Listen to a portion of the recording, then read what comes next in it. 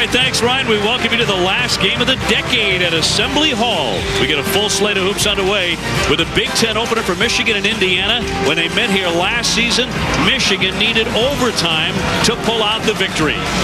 Happy holidays, everyone. Great to have you with us. I'm Dave O'Brien, my partner, Jay Billis. Jay, when I was a kid, I loved days like today. Weather was lousy outside. A great slate of college basketball. Stay in and soak it all up. Indiana, however, would like to be a lot healthier. They just lost one of the great emerging young stars in the Big Ten. And that makes us unique. Guys who want to sit around all day and watch basketball on the couch. You're right about Indiana. It's a very difficult loss to lose Maurice Creek, a freshman. He was 5th in the Big Ten in scoring when he went down. First among freshmen in the league. He's an outstanding performer, and you can see against Bryant the other night in the second half, he goes down with a very difficult knee injury. He had surgery yesterday. The prognosis is good for him long term, but he is lost for the season. It takes away an athlete, a scorer, and a guy they could really rely upon on both ends, and it's going to be a team effort to make up for Maurice Creek. It's not just one guy that has to step forward. And for Tom Crean, a big coaching effort because his team is really down, losing such a talented young player. Now, Michigan not shooting the ball very well, particularly beyond three-point distance at 29%. When they came in here last year and won, they shot a ton of three-pointers. And they're going to have to continue to shoot. That's what they do. Those shots will start to fall, but it's got to be more than just their two scorers, Manny Harris and Deshaun Sims. They've got to have a third scorer step up, and Laval Lucas Perry seems like the guy to me that will do it. Let's give you a look at Star Watch. You mentioned Manny Harris coming in, averaging 20 points a game, the top player on the court for sure. And Jeremiah Rivers needs to be under control for Indiana. Well, Manny Harris does absolutely everything. Leads the team in scoring, rebounding, assists, and steals. And Rivers, the most important player for Indiana today. He will be guarding Harris on the defensive end. He's also got to be a playmaker in the middle of that zone to find open people. To the starting lineups now for Michigan. Deshaun Sims, Lucas Perry, Douglas, Novak. They join Harris, and overall Michigan shooting just 42% from the field. For Indiana, much of the scoring load now falls to Christian Watford and Verdell Jones III. Watford is just a freshman. So is Jordan Hulls on a very, very young Hoosiers team. Tom Crean in his second year for Indiana, and one of 5 Big Ten coaches who has taken a team to the Final Four. For him, it was Marquette in 03. He also went to a Final Four as a member of Tom Izzo's staff at Michigan State in 1999. Up against John Beilein, his third year at Michigan. His Wolverines have shot it poorly. They played some poor defense as well at times. And now comes the news that associate head coach Jerry Dunn has taken a leave of absence for personal issues. Well, Jerry Dunn, one of the classiest basketball people I know. We wish him and his family nothing but the best. Michigan wins the opening tip, and in a jam-packed Assembly Hall, we are underway. Indiana starts off the game in man-to-man. Jeremiah Rivers guarding Manny Harris. He doesn't have to help off. He can play him straight up. Harris, Lucas Perry will fire the first one. And a rebound tipped and controlled by the Hoosiers. And Jeremiah Rivers, whose dad is in the crowd today, making his way from Phoenix, where the Celtics played last night. Getting the offense going for the Hoosiers. They're 6-6.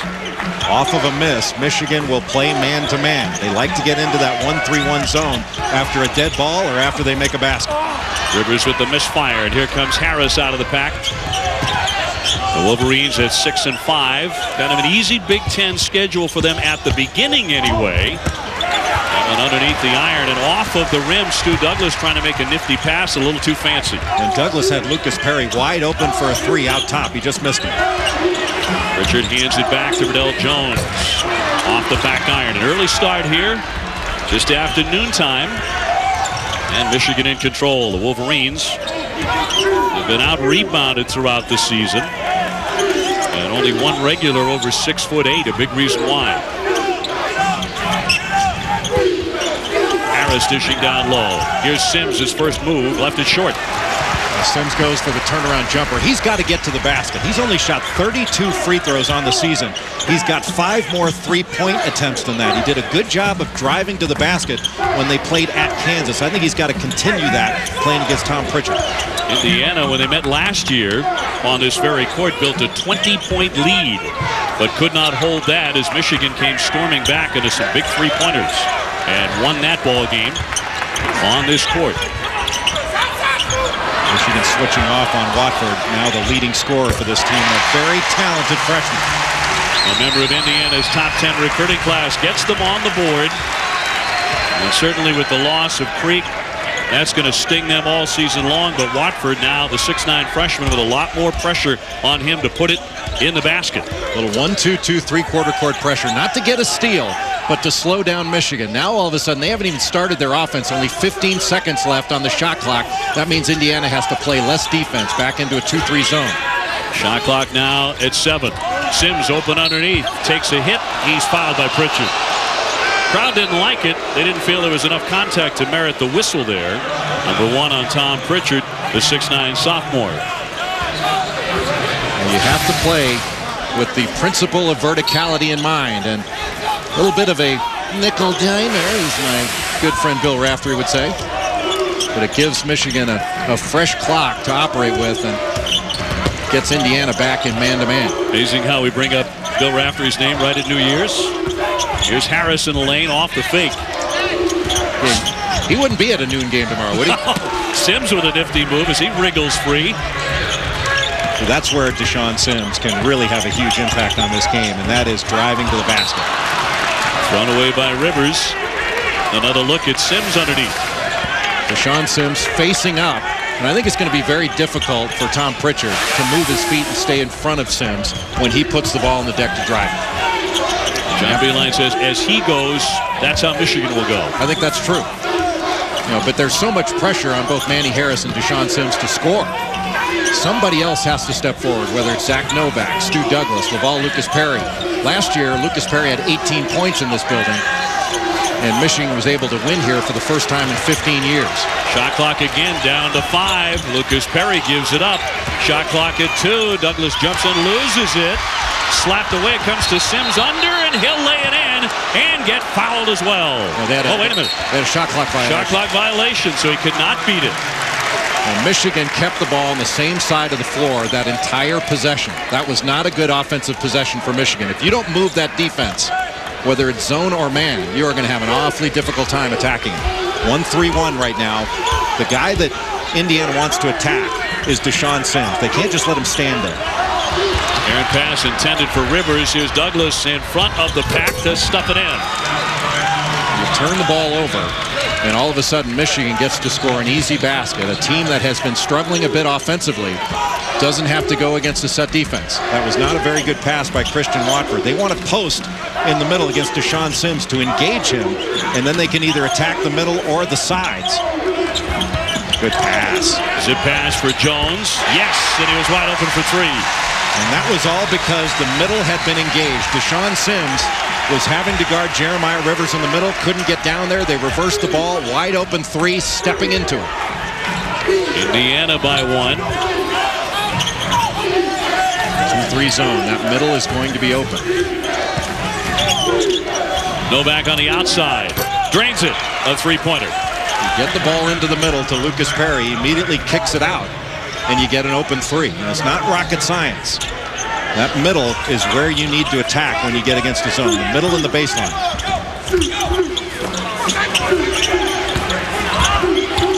Watford kicks for Hulls, and Hulls is traveling.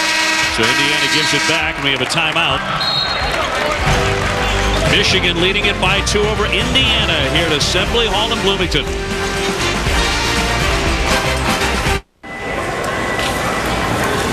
Excuse me, is this the returns line? Yeah.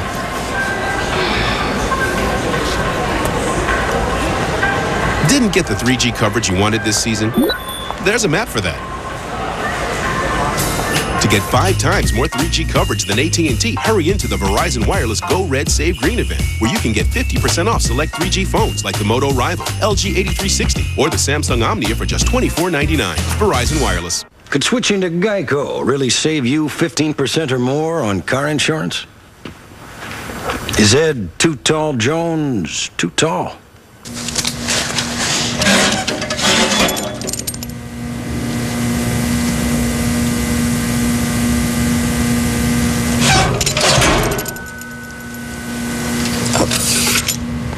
I was gonna guesstimate. Geico. 15 minutes could save you 15% or more. Lady, get help! Hey, lady. This is no time to play. I'm picking a photo for my Capital One credit card. Old man Sutter? Why would I put his picture on my card? Nice drawing, but this photo's cuter. Personalize your card by uploading your own photo at CapitalOne.com. Lady, what's in your wallet? 911, what's your emergency? The Bill Simmons New York Times bestseller, The Book of Basketball, the NBA according to the Sports Guy. Really is one of the great places to see a college basketball game. Assembly Hall. Look at the view there from the band section. Michigan leading Indiana 7-5. Dave O'Brien and Jay Billis with you. So we close out the decade here, but what a way to start off the next one. New Year's Day on ESPN. A battle of the unbeatens. Deshaun Butler leading number 6 West Virginia against Robbie Hummel and number 4 Purdue. 2 unbeatens and 2 in the top 10. We've got that one coming up. Jay and I will be making our way about the 2-hour drive over to West Lafayette. Here are the remaining unbeatens. And for this point in the season, last day of December, I mean, that's a fairly high number, half a dozen. It is a high number. Kansas, Texas, and Kentucky leading the way. And Kentucky, the most improved of those 3 teams. I'm really amazed at how good that program is right now under John Calipari. But the game tomorrow between Purdue and West Virginia. West Virginia's been tested. Purdue's had a couple of tests, but I think people are still asking, well, how good are the Boilermakers? Are they national championship good? I think we find out tomorrow. West Virginia barely surviving Marquette the other day. Butler draining a critical 2-pointer just in front of the buzzer to carry that victory off. Michigan with the basketball here. Douglas out high. Indiana sticking with that 2-3 zone. You can see that middle still open. Zach Novak getting in there. Novak having knocked down that open 3. That's a good sign for Michigan because he has shot the ball very poorly this season, and he is too good of a player to have those kind of shooting numbers. Jay Harris only hitting 27% of his threes despite the 20 points a game. That's a tough shot by Watford and left it short. If Watford had caught and looked to the other side of the floor, Jordan Hulls was wide open for a 3. Novak, he can hit that in his sleep. The left-hander out of Chesterton, Indiana. He has half a dozen. Coming into this game over the last 4 games, Zach Novak was 1 for 18 from 3. Now he's hit his first 2 in a row. Jones with a pull-up hop around and out. Tried to stuff back in Christian Watford. And out of play with 14:09 to go in the first half.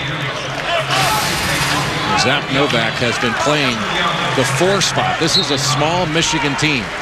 But he caught that ball in rhythm and stepping into that shot. I keep saying that because it's so important. He's not forcing anything up. And when he starts seeing the bottom of that net, he's a much more difficult player to guard because he never takes a play off. Harris mishandled the pass, couldn't spin it in. A rebound torn down by Watford. And he handled the pass cleanly. He had an easy deuce. You got to shoot that one right away. Jones on the drive to the baseline. Watford trying to zip a pass down low, and Jones, it's off his fingers. That's 4 turnovers for the Hoosiers. Jones got bumped there, but he's got to be a little bit stronger with the ball. Didn't get bumped hard enough to get a foul call. Right now, Michigan does not have enough pressure. They're able to make passes, and if Indiana wants to slow this offense down and take away open looks, they've got to put more pressure on the passer.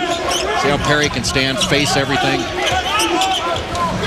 Douglas with a catch and shoot. Got it. A 3. That's way too easy. Tom Crean going to get into his team about letting Michigan play without having any pressure on him right now.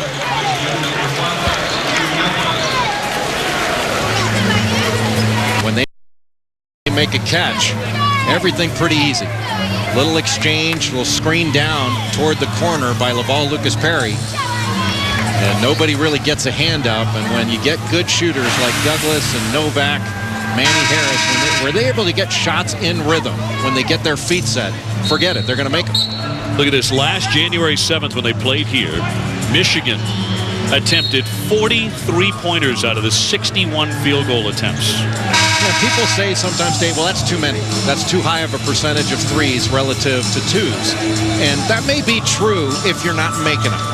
But if you're making shots at a decent percentage, and I think for Michigan, if they can make 3s at about 35%, then that's a pretty darn good percentage, and it still makes it a pretty good shot. That's just the way John Beilein coaches. It's been very successful for him over the years. Great point. That's their offense.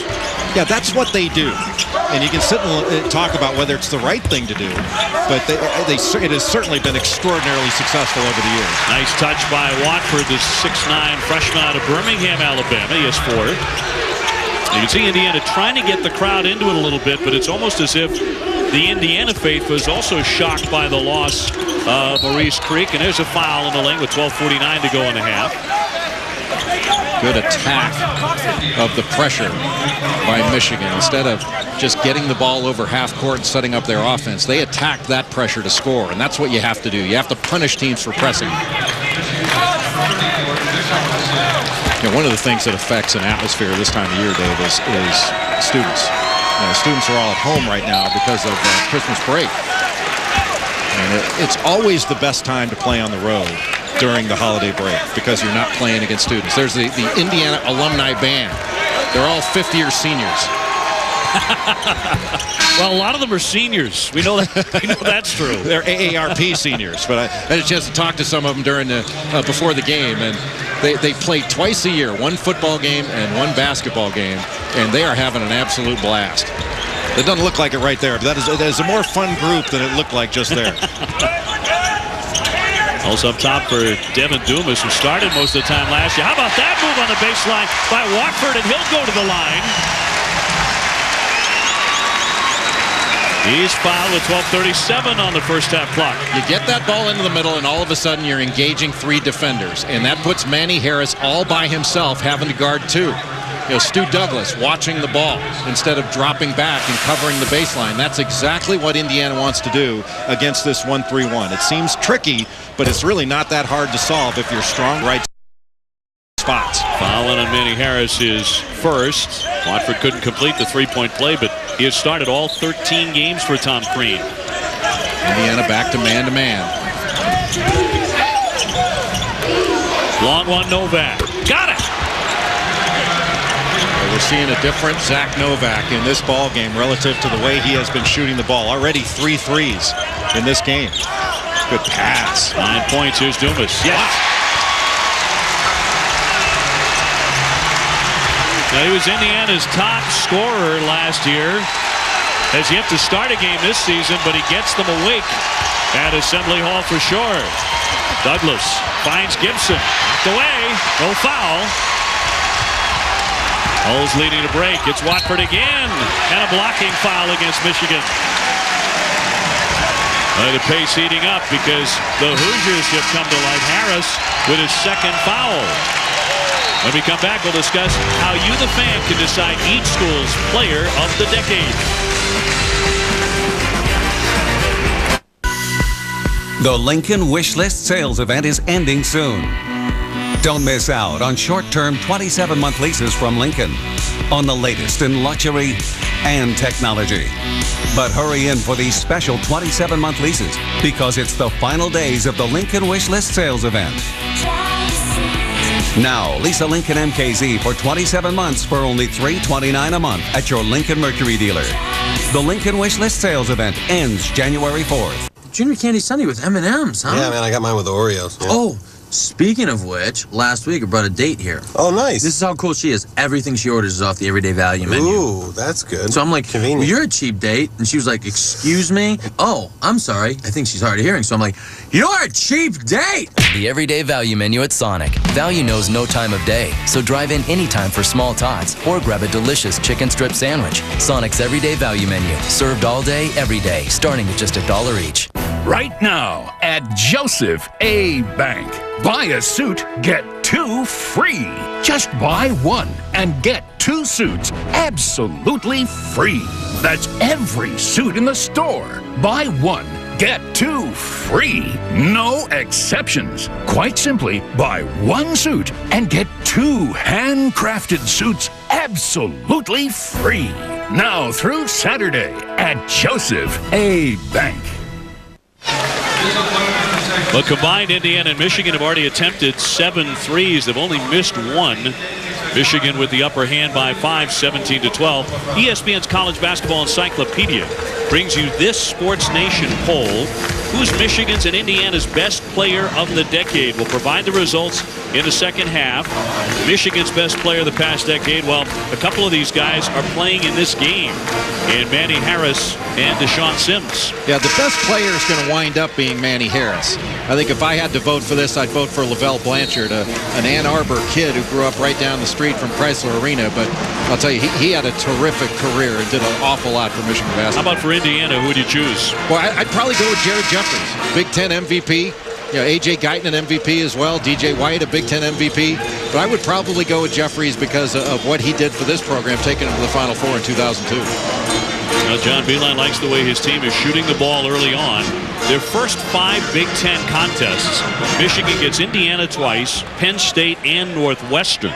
They're all expected to finish near the bottom of the Big Ten. So they have a chance, starting with the Big Ten opener today, to be playing well in the league heading into February as Watford goes to the line to shoot 2. Well, it really would get them off to a good start in the Big Ten to have a good record. Last year they started off the Big Ten season 4-6. So it seemed like they were trying to play catch up. The difference was last year Michigan had 2 incredibly good resume building wins early on in the season. They beat UCLA and they also beat Duke at Chrysler Arena in what was a great game. This year they don't have that. And you hate to say must win this time of year. I don't think this game is a must win, but it's a big one. You know, I think Michigan have to have this game.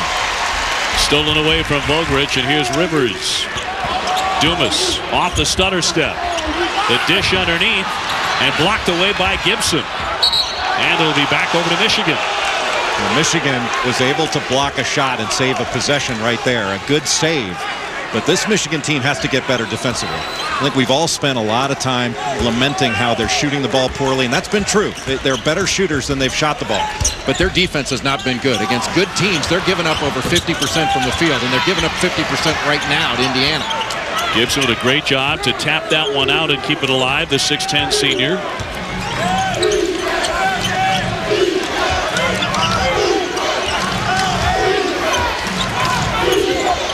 Novak, who just missed his first 3. Crowd wanted to walk there. What a tough move off the window.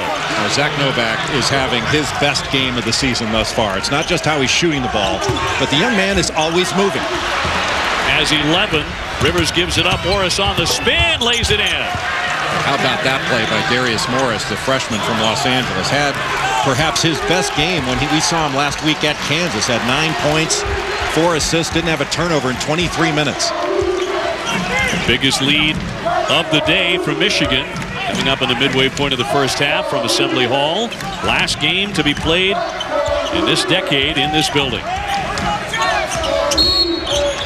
And a foul as Verdell Jones III is fouled with 10:20 to go. Zach Novak getting the ball in the middle of the floor. Catches it in the middle. He's got Bobby Capobianco on him. Turns. He's a left-hander, so puts the ball on the floor, going to his left, makes a really nice play. And this is a big-time move in transition by Darius Morris. That was really nicely done. Very good footwork, under control in transition. The follow-away and the hook as well from 3-point distance. And that really revs up the crowd here at Indiana. A couple of things can be the difference in this game. One is rebounding. The second is how out of bounds underneath is handled. Little screen there by Tom Pritchard to free up Verdell Jones, who had a terrific game against Pittsburgh up in Madison Square Garden. Had 20 points, was really instrumental in that program-building win for Indiana. And that was not a very good foul, not a very smart foul by Michigan. Wound up a 2-pointer, and he winds up with a 3-point play. So 21-17. Morris will bring it back out for the red-hot Novak. Evan Dumas guarding Novak. Can't leave him. Now that he's gotten started, it's going to be a difficult player to guard. Vogrich, let's fly, not there for him. Rebound picked off. Cross court, here's Dumas. He lines it up. A 3.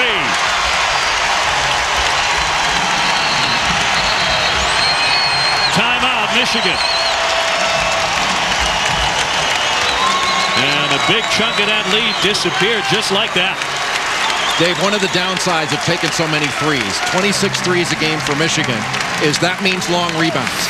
26 three-point attempts, 26 long rebounds if it doesn't go through the net. And a long rebound can often lead to transition. Michigan's transition defense doesn't get back quickly. They find a shooter in transition, Devin Dumas, who sets his feet and spots up, and all of a sudden, Indiana right there in a one-possession game. Yeah, just a heartbeat ago, the lead was 7. Indiana losing standout freshman Maurice Creek in his 16 points a game, but they have come to life here against Michigan. Well, tonight, New Year's Eve, Travis Pastrana will attempt to set the world distance record for jumping and successfully landing a rally car as he takes off into the Pacific Ocean onto a barge anchored in Rainbow Harbor.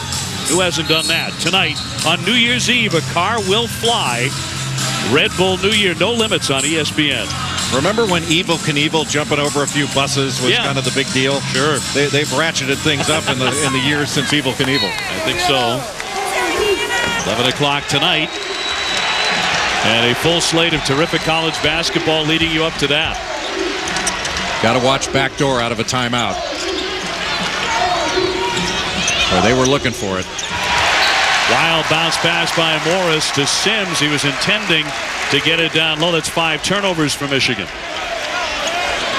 John Beilein talking to John Cal, saying they're chucking us. They're not letting us make our cuts. Darius Morris wanted to cut backdoor. He just didn't make the cut. He faked it. And I think that Deshaun Sims would have been able to deliver that pass. Well, that was a hard screen by Pritchard. The following move in close there by Verdell Jones. The 30 showing a lot of skills. He has 8.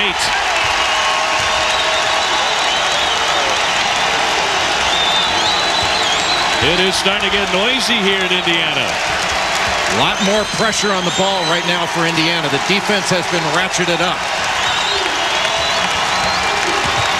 Morris at the line denied. Sims with a catch, draws the double team, got free a bit, but under the iron up against the rim. Pritchard really battling to keep it alive, did a great job there. Indiana scrappy, and a traveling violation on Jones. He had an advantage and saw that left-handed drive. Just when he caught the ball, little shuffle of the feet. But that's something that Tom Crean can live with. This is the way I think he wanted his team to play coming in. Putting pressure on the ball and dictating on defense rather than being dictated to. And early in the game, Michigan was dictating everything. They were free to move, and it's been a little bit more difficult over the last 3-4 minutes for Michigan to run its offense.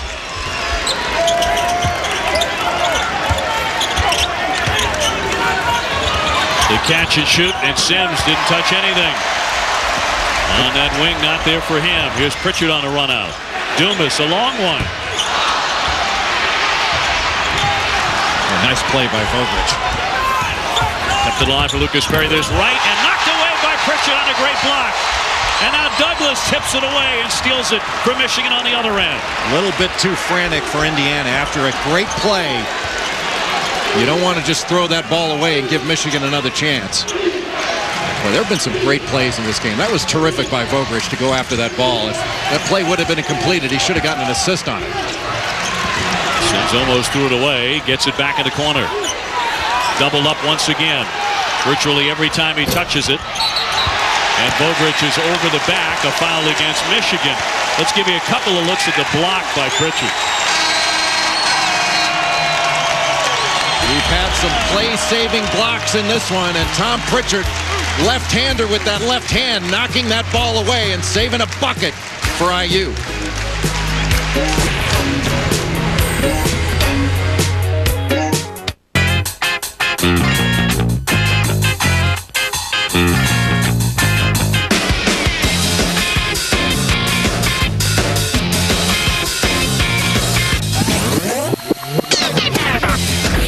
Critics and audiences agree. Invictus is great entertainment. And now it's been nominated for 3 Golden Globe Awards. Best Actor Morgan Freeman, Best Supporting Actor Matt Damon, and Best Director Clint Eastwood. This is our destiny! Invictus, rated PG-13. Are you being audited? Have you not filed tax returns for years? Has the IRS come to your home or place of business? The IRS will relentlessly pursue you for unpaid taxes. I'm Patrick Cox, founder of TaxMasters. The former IRS agents and tax professionals at TaxMasters will solve your IRS problems. We'll get between you and the IRS. We'll make sure they treat you fairly and treat you with respect. Don't wait weeks for an appointment. Our former IRS agents and tax professionals are ready to help you now. Call 1-877-229-7254. TaxMasters, we solve your tax problems. At Raven, your complete tire installation is free. Some places charge up to $15 a tire. Not here. That means free. Wheel balance. Free. Bell stems and disposal. Free. Lifetime tire rotations. And free. Alignment check. Raven's got the guaranteed lowest installed price. Listen, chump. If you crash your car, you're gonna get it fixed, or I tell you to. Got it? Don't be fooled. Where you get your car repaired is your decision. So make the smart choice. Leffler Collision and Glass, where our skilled craftsmen take extra care to restore your car to its pre-accident condition as if the damage never happened at all. Leffler Collision and Glass. Ow! Serving Evansville's West Side, North Side, and Newburgh. Wow, Ben, we got another one. I know, Ray. We'd like to thank y'all for voting Raven the #1 best place for tires and the best place for auto service for 5 years in a row. So, Ben, let's give a big hand to all our customers. A terrific way to close out the decade. Our coverage continues till midnight here on ESPN2. And coming up next at 2 o'clock Eastern, number 15, Ohio State at Wisconsin, coming to you from Madison. So close out the decade this New Year's Eve right here on ESPN2. Jay Billis, Dave O'Brien with you from Assembly Hall in Bloomington, Indiana, where the Hoosiers have surged into the lead, using some tight defense as well to take a 1-point advantage on Michigan. And right now, Manny Harris back into the basketball game for Michigan. He was out since the 11:46 mark when he picked up his second foul. And John Beilein, realizing that he needs Harris back in as a junior, he will trust his judgment to make sure that he doesn't pick up that third foul before halftime. All Big Ten first team is a sophomore, a junior from Detroit. And he's just had a remarkable season. Outside of Evan Turner before he got hurt, I don't think anybody had the all-around season Manny Harris has had. 2-3 zone right now for Michigan. Hulls handling the ball, and he is right now their best three-point threat. Off the wing, pass tipped. Good catch. And they trapped off that first pass. Hulls, yes. Now that is great ball movement. Recognition of the trap, and Jordan Hulls can really shoot the ball. He's got to become a bigger scorer for this Indiana team because he can absolutely make shots. Yeah, particularly now with Creek out hitting 45% from three. Sims draws two bodies, knocked away by the Michigan Wolverines. Indiana really moved the ball very well. Got along the baseline. That collapsed things. When it was kicked out, the extra pass was made, and that extra pass was what gave Jordan Hulls the time to set his feet and shoot that ball in rhythm. You'll say Pritchard touched it last. Is Perry around and out. Rivers keeps it alive, coming free to Jones, trying to go 1-on-2. Pretty shot.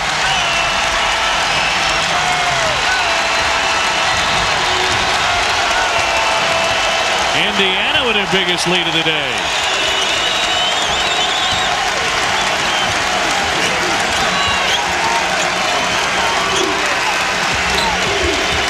Harris on Rivers, gives it up to Douglas. Gets himself free.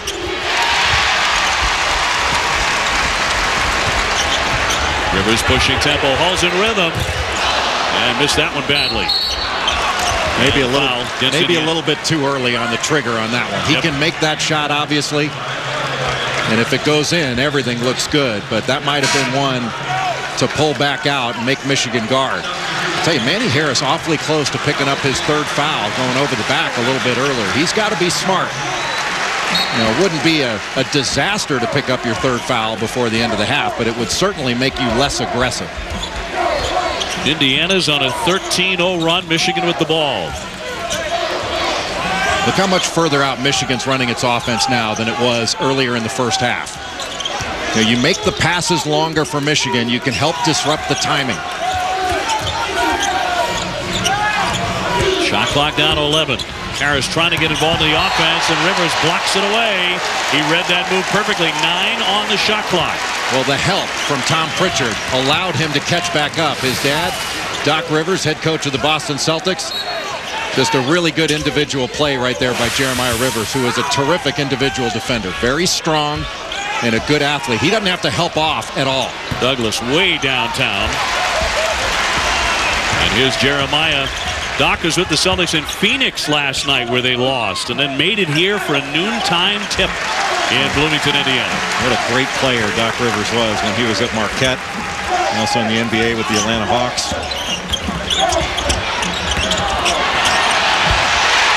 How about Watford showing up big time with 10 in the first half? And how about that pass, the look away? He was going toward us and dropped that along the baseline. That's a big-time pass by Jeremiah Rivers. And a foul here on Devin Dumas of Indiana stops the clock with 5:03 to go in the half. And another look at that give. Well, you talk about misdirection. He's going out toward the midcourt line. That's a terrific pass along that baseline. And that baseline, what Tom Crean calls the slot, is going to be open oftentimes when you get the ball into the middle. You can see that Tom Pritchard was on the other side of the lane, and that's very difficult to guard. And Jordan Hull's going to get caught grabbing Zach Novak. So the foul on the freshman Hulls, whose grandfather John was on Bob Knight's staff here at Indiana in the 1970s.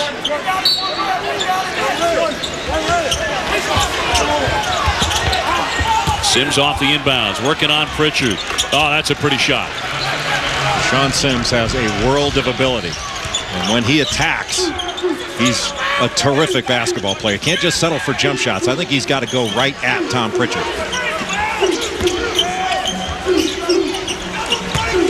Watford spins.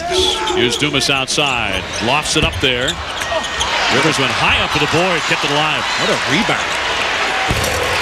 Around and out by Hulls. Now that's a great shot to get. 3 after an offensive board. Andy Harris airborne, and it floats in for 2.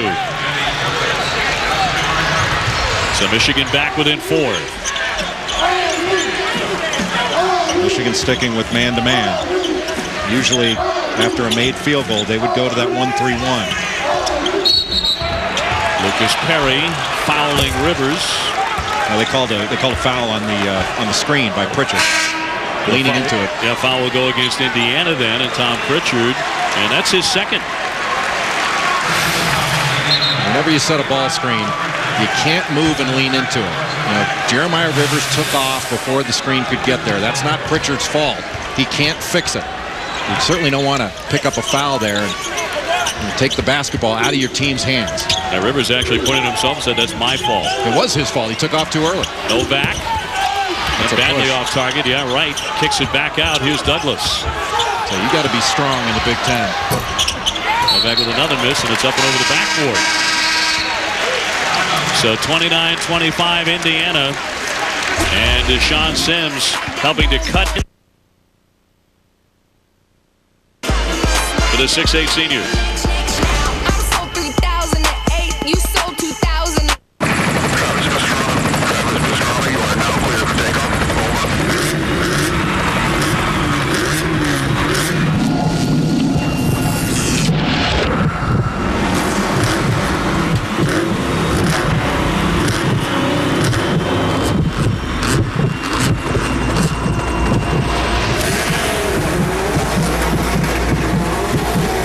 Red Bull New Year, No Limits, 11 p.m. live on ESPN.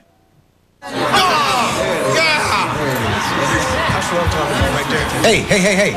You matched black in the game. Oh, sorry. I'm just checking the other scores. Is my map in the way? No, you good.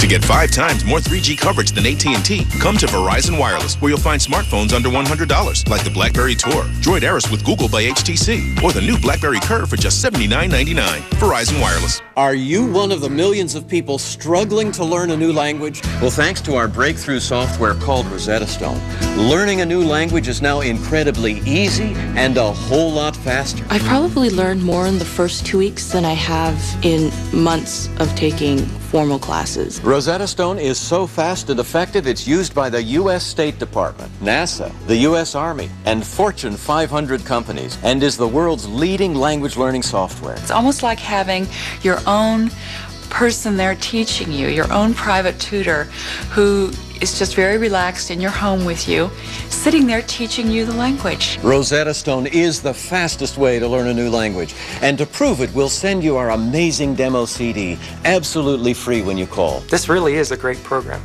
I believe that you can learn any language with this program. So call now or visit our website and see for yourself why Rosetta Stone is the fastest way to learn a new language, guaranteed.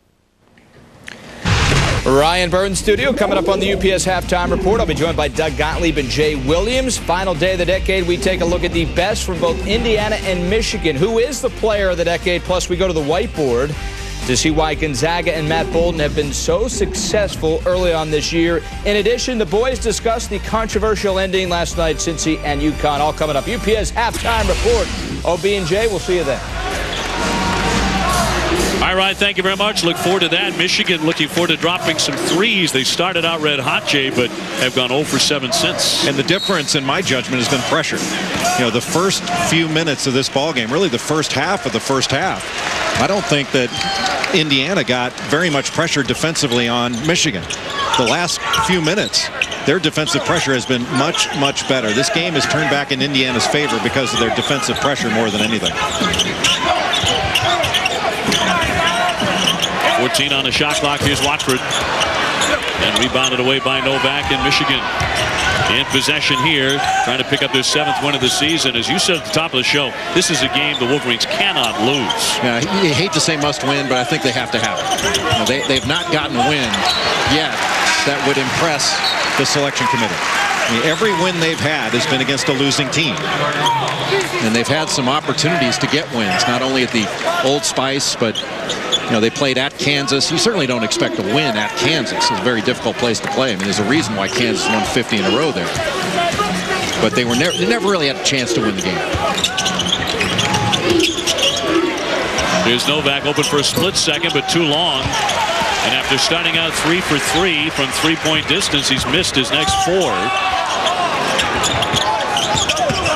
Cordell Jones leaning in and denied. Under 3 minutes before halftime here at Indiana. You talk about Michigan getting a third scorer. The third scorer today needs to be Manny Harris.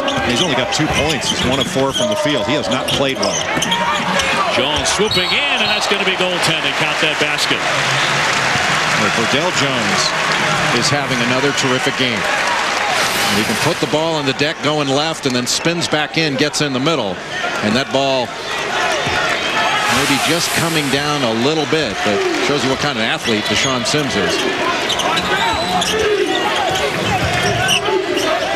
Anthony Wright getting in, dumps it for Sims, and he slapped it foul with 2:22 to go in the opening half.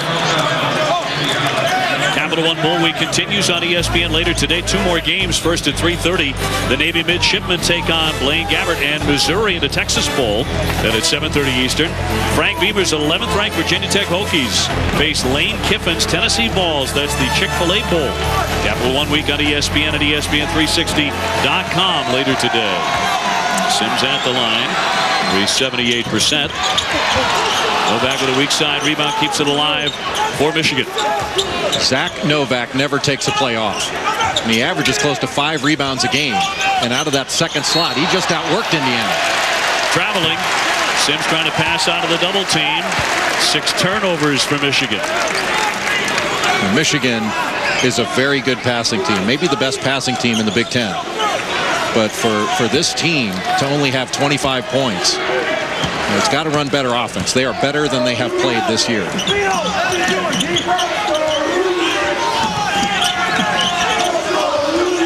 Dumas getting a lot of minutes here in the first half for Crean, and he's a senior.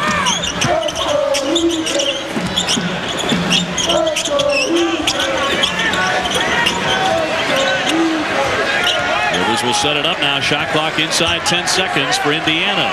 So with the high flat screen, that's a late clock set that they use. Rivers off the window, not there for him. Now Lucas Perry. three-pointer on target there by Stu Douglas, the 6'3 sophomore, who has 8 in the first half. That's a shot Michigan really needed to fall. And Jones has to get out there on that shot. He got caught in no man's land there. You'd rather give up a 2 than a 3 there. Certainly don't want to give up anything. But Stu Douglas is too good of a shooter to give a wide open shot.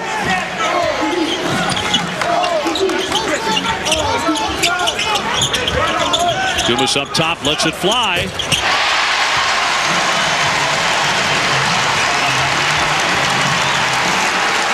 When there's an injury and Maurice Creek out for the season, the leading scorer for Indiana, that creates an opportunity. And thus far, Devin Dumas has been the young man that stepped into that void. Wright looking to answer, left it well short. Rivers battling on that baseline and tumbled right over a teammate. As he went right over the body of Derek Elston. Devin Dumas, one of the top scorers for Indiana last season, has not been quite as potent of a scorer on this year's team, but with Maurice Creek in the hospital after knee surgery, Devin Dumas has stepped forward and has been a much better player in this game than he's been throughout the course of this season. You know, sometimes a kid just... Tell you what, Anthony Wright needs to pass the ball. Yeah, another miss for him. He's 2 of 17 on the season from 3. You know, taking a challenge 3 right now is not his shot. So 36 seconds remaining in the first half. And Wright is going to come out and Darius Morris will come on for Michigan. I don't think John Beilein was thrilled with the shot either. Well, you know, John Beilein, it gives his players a ton of freedom. But everybody has to know what a good and bad shot in a given situation is. And that was a bad shot by Anthony Wright. He is a good shooter. He's just not shot the ball well.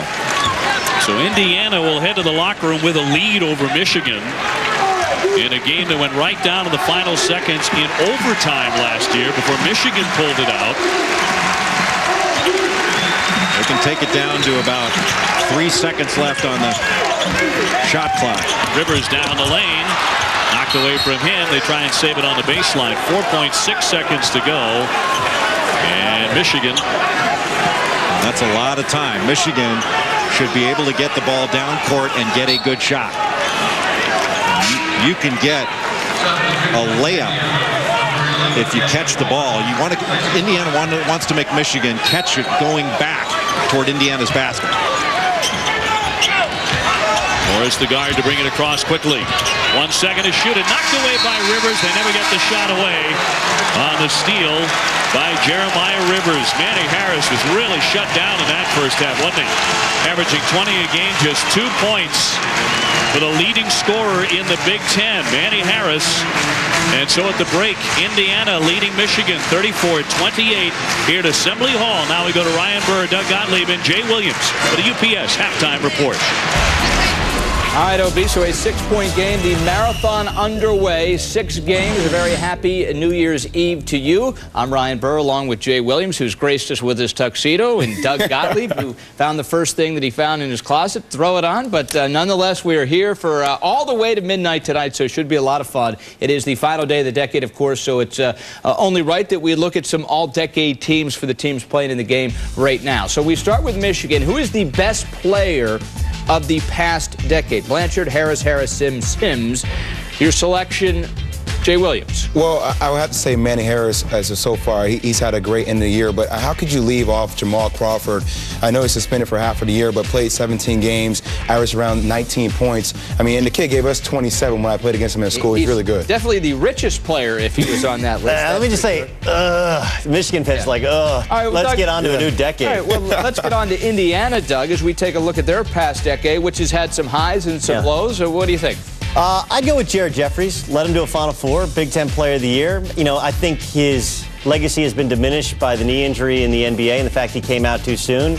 You know, Eric Gordon, we forget that team ended as a complete disaster. Yeah, I'd go with Jared Jeffries. Okay, Jared Jeffries. We will, during the game, we'll get back to the second half, we'll see how America has voted for Indiana and Michigan all-decade teams. If you missed it last night, a classic ending, Cincinnati and UConn from the Big East. I guess you call it a classic ending, a little bit controversial here, as you see Lance Stevenson, the freshman, and a foul is called with 0.7 to go. Gavin Edwards. Well, take another look at it, guys, and .7 to go. Do you make this call, or is there a call, or you just swallow the whistle? Well, we're told all the time that a foul is a foul, regardless of the moment in time in which it's called. But I didn't feel like it was a foul. I do think, even though you can say a foul is a foul, at the end of a game, Gavin Edwards comes over for the block, and of course, he doesn't have verticality because he goes to try and grab the basketball. Isn't that mistake number one? Yes. He should never put himself in a position to even make that foul. But also, when you see in the replay, Doris Burke brought it up last night, when the ref raises his hand, it's about .1 left on the clock. Right. I mean, so it's all a matter of when he actually blew the whistle. There have been a lot of controversial calls over the last couple of days. It was a very competitive game. UConn had to come from 10 down, and I thought showed some intestinal fortitude to come back and win that game. But in this case, my personal preference would be to swallow the whistle. Let's play 5 more minutes and decide who's the better team. And as you made a good point, Doug, off camera, life on the road in the Big East, it may not be the Big East of last year, but life on the road is always going to be difficult. I think, you tell me if I'm wrong, Jay, but I think these teams are kind of compact. And we even saw West Virginia struggling at home against, if Marquette makes free throws, they get that win. We saw Seton Hall makes free throws. Seton Hall makes free throws, they win either of those two ball games they lost. So I do think this league at the top and in the middle, very compacted. All right, good stuff, guys. When we return, we will head to the whiteboard. Gonzaga, 22nd in the land. They host Oklahoma later tonight, like 10 hours from now. We'll still be here for that, and we'll tell you why the Zags have been so successful when we return.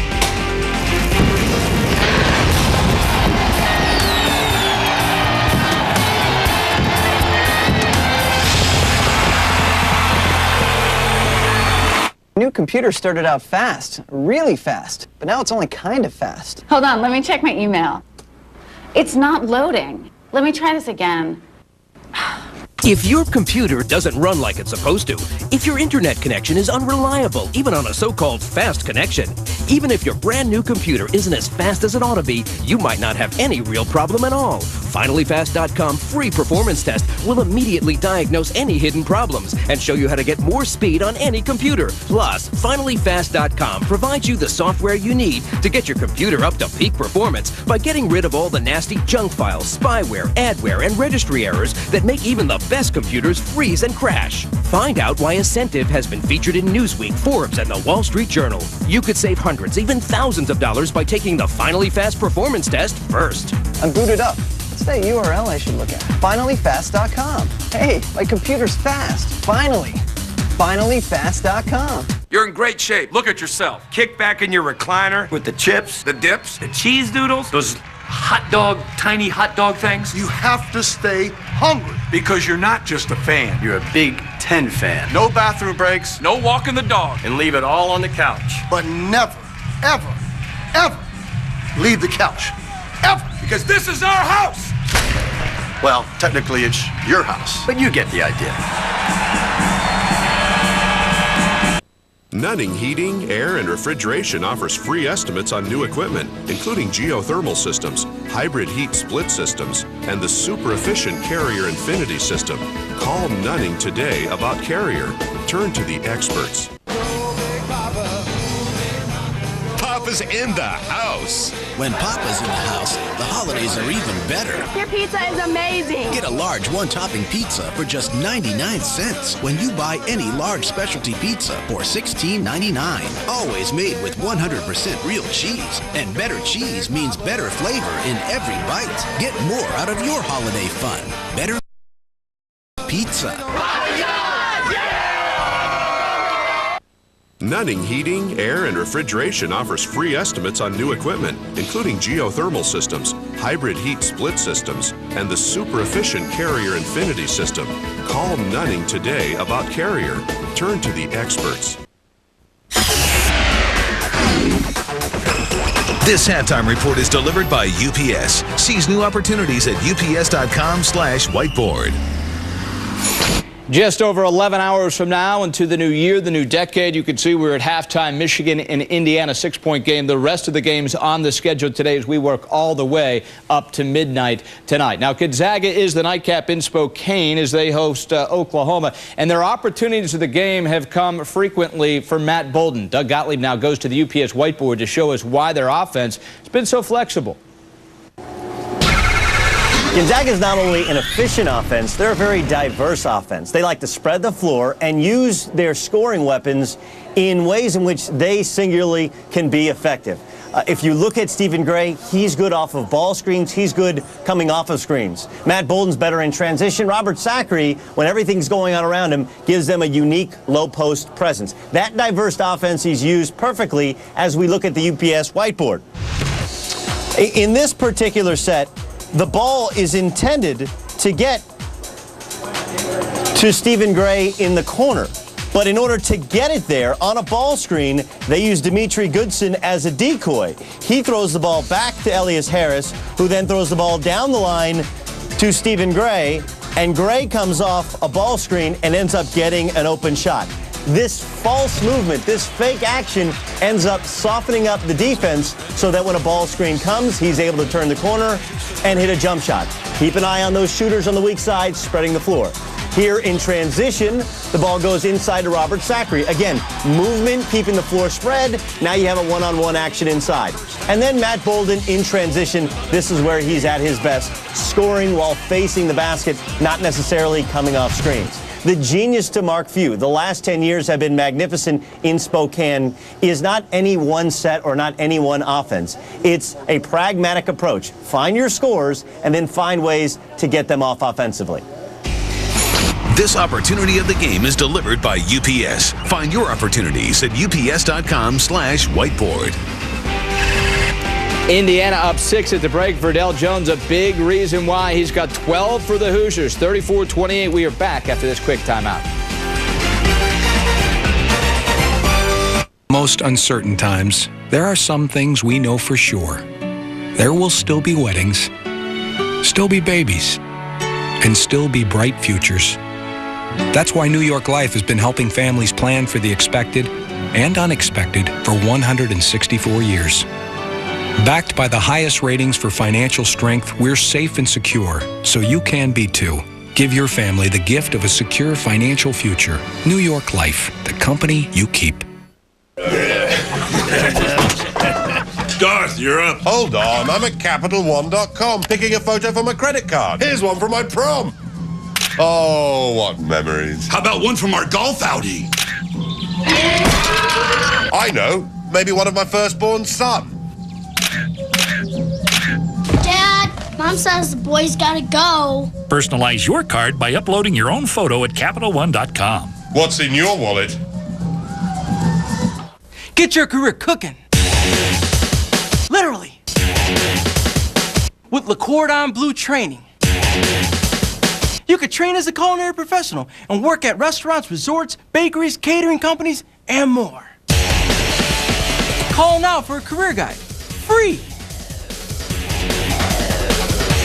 Call a Le Cordon Bleu School at 800-713-6094. That's 800-713-6094. Call now.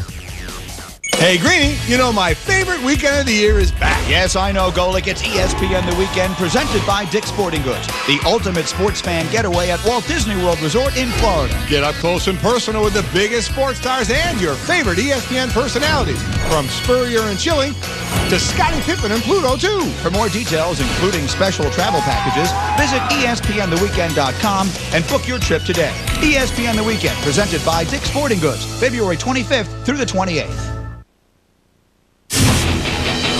Here he goes, the guts and glory of a new legend, trying to become the first to attempt a backflip in a truck. This is it. Higher than anybody has ever gone before.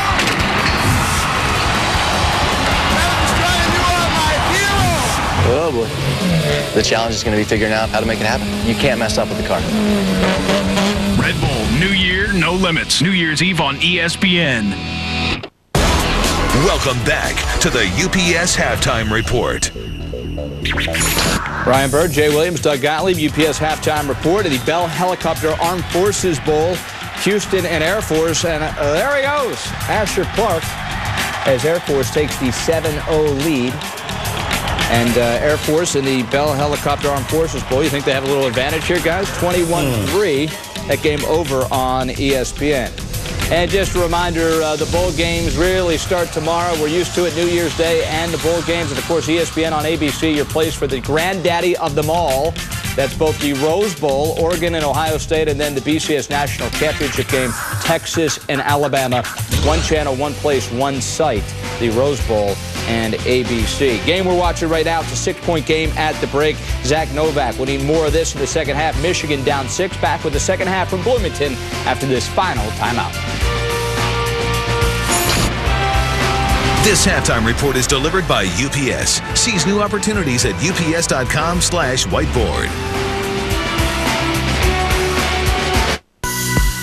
The Lincoln Wish List sales event is ending soon. Don't miss out on short-term 27-month leases from Lincoln on the latest in luxury and technology. But hurry in for these special 27-month leases because it's the final days of the Lincoln Wish List sales event. Now, lease a Lincoln MKS for 27 months for only $449 a month at your Lincoln Mercury dealer. The Lincoln Wish List sales event ends January 4th. Prilosec OTC. Knock heartburn into a whole new zip code. 24/7. Satisfaction guaranteed. Prilosec OTC. Heartburn gone, power on. Prilosec OTC. Dominates heartburn 24/7. Including the 8 hours you spend with your eyes closed. Prilosec OTC. Heartburn gone, power on. I was an IU guy way before I was athletic director. Everywhere I go, Hoosier fans give me great ideas on how to make game day more exciting. A new stadium with new traditions, a new knothole park for the kids, great football, a real college atmosphere. In short, more fun. So come on back home again to Indiana. It's a whole new ball game. If you are a diabetic and concerned about maintaining your healthy blood glucose levels, please stay tuned to this important message. A market trial offer is starting now for a revolutionary breakthrough in natural blood sugar management called Glymetrol, and you're eligible to try it free for 30 days. We are looking for 200 callers to receive a free trial, so call immediately. 1-800-963-0710. The ups and downs you experience from naturally fluctuating blood sugar levels can be frustrating. Clinical studies of the key ingredients in Glymetrol have shown these ingredients to be effective in supporting healthy glucose management. And now this new formula is being released to the general public. Your area has been selected to try it right now for free. The first 200 callers are guaranteed participation in the trial. Call immediately to find out how to receive your free 30-day trial. Phone lines are open now. 1-800-963-0710. 1-800-963-0710.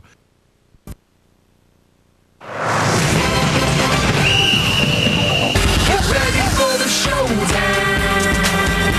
Get ready for the showdown. Yo, it's about to go down. Yo, it's about to go.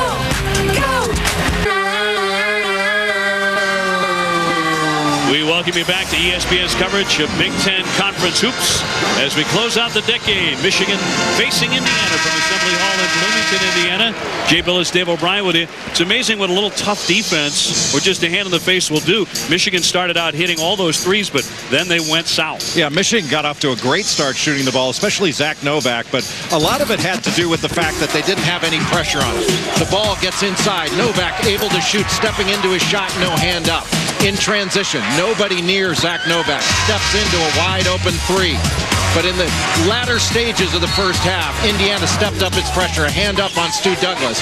Then a catch and a hand up and a rush shot by Zach Novak. 37% from the field overall in that first half for Michigan after such a hot start. And over half of their shots. Michigan took 30 shots in the first half. 16 of those 30 were from three-point range. You're going to take that many threes, you've got to hit a better percentage than they hit.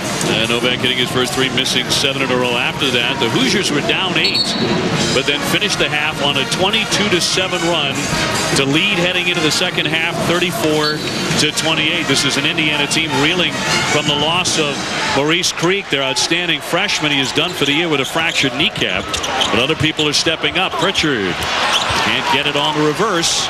He had a great block shot, a momentum-driving block the tail end of the first half. Pritchard needed to go up right away. That was a great attack of the 1-3-1. A terrific defense by Jeremiah Rivers. Manny Harris has not gotten anything in this game. Lucas Perry in and out, and right back up and in Sims. We'll see if he establishes some momentum of his own in the second half. Manny Harris has really been cold the last couple of games, but Sims draws the foul by Pritchard, number 3 on him. Sims is the second leading rebounder on this team, but a top 5 in the Big Ten, and he's one of the best offensive rebounders in the Big Ten. Very athletic and does a very good job of getting to the offensive glass. That inside position, very fortunate that it was a soft shot that came off as a 3. Well, he was huge in a pair of vital wins for Michigan last season. Their upset of Purdue. He had 24 against Minnesota. If they lose either one of those games, they probably don't go to the tournament. Wriggling free underneath Watford, who has really shown a terrific array of skills. He has 12 points. He's just a freshman. Christian Watford has a great deal of ability. Long arms. He can be an outstanding defender. And he's going to grow up a lot, not only this season, but with this situation of Maurice Creek being out, more is going to be expected now of Christian Watford. Matt Roth, a terrific three-point scorer, is also done with a foot injury. Sims not there on the baseline. And they're keeping it alive to Lucas Perry. And guess who? Zach Novak. I mean, he is always moving, always around the ball. He'll drive it. Yeah, that's Sims, the other side of the iron for 2. Well, Sims did a nice job of drifting along the baseline and making himself available. And Novak, left-handed, driving the lane, able to fit that ball through there.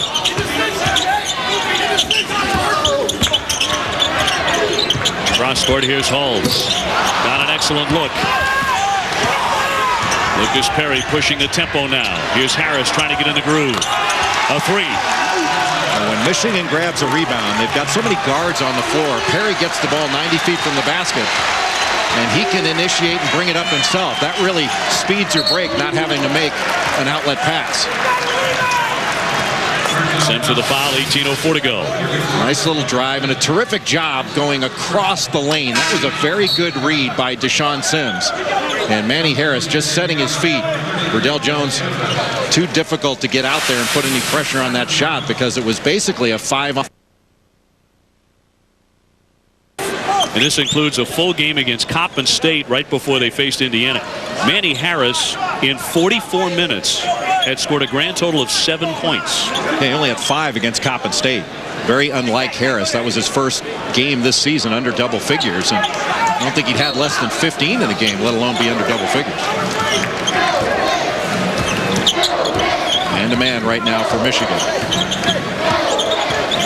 Rivers off the screen. Dumas lets it fly. One thing he can't do is just settle for jump shots. Lucas Perry will do that. And glanced off the left side of the iron. I don't know what the rush is. You know, if it's there, take it, but that seemed like it was a bit of a force.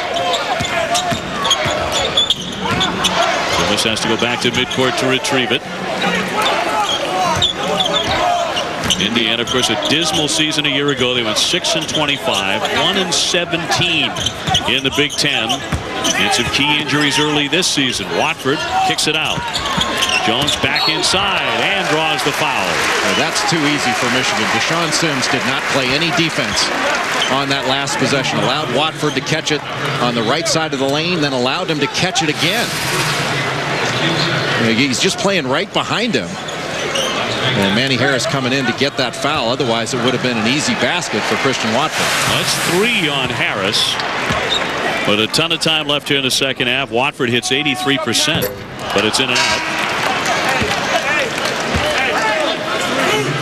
And so Harris has to head to John Beilein's bench for a while. Well, it certainly doesn't help a player's rhythm to pick up a foul and then get taken out of the game. It's been a very difficult game for Manny Harris on the offensive end. Got to give a lot of credit to Jeremiah Rivers. He has been right with him throughout the game and has used his strength against him. Indiana by 1. see if they can get something for Deshaun Sims. If he catches it and faces up, he cannot settle for a jump shot. He's got to attack. It seemed to be Beilein's focus heading into the second half off the tip pass. His fall away is short. So why he falls away, I'll never know. With his athleticism, he should be going right into the defense to pick up a foul, a score, or both. No doubt he should be picking up more fouls, spending more time at the line. And the back down Watford turns. Picked off by Vogrich. Lucas Perry has a terrific motor, bumped and fouled with 16:36 to go. Well, that's a good call. It was just late by Ed Corbett, but that's a good call. Number 2 on Hulls. Well, tonight, New Year's Eve, Travis Pastrana will attempt to set the world distance record for jumping and successfully landing a rally car. That's the key as he takes off over the Pacific Ocean onto a barge anchored in Rainbow Harbor. Tonight, New Year's Eve, a car will fly. And we thought we'd never see a car fly. Jones with a great job on the baseline to save that one. Dumas on the drive. He's fouled before the basket, so no hoop. Really poor pass on the other end by Michigan. When you're throwing the ball in the post, you've got to watch who's behind the post as well. It's not just the player who's guarding the postman. You've got to watch the weak side. You're leading the postman. This is Matt Vogrich. He's got to see that weak side and see that Verdell Jones is coming down the middle of the lane. Novak's second foul. It spits away from Rivers. He wins it back. Whoever's posting up, they can't see what's behind him. As the passer, you've got to see that. Otherwise, you're leading the player into a turnover, not just turning it over. Rivers working on Douglas, trying to make that bounce pass low for Elston. Knocked away by Michigan. Elston can even move to the other side of the lane there and go against the grain. Oftentimes, you'll find yourself open, just like Deshaun Sims did on the other end earlier in the second half.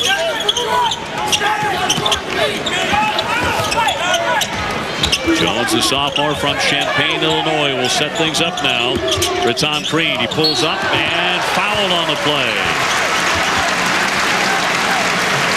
The foul on Sims will be his second. 15:51 to go here at Assembly Hall. The NCAA Women's Basketball Championship on ESPN, coming in March.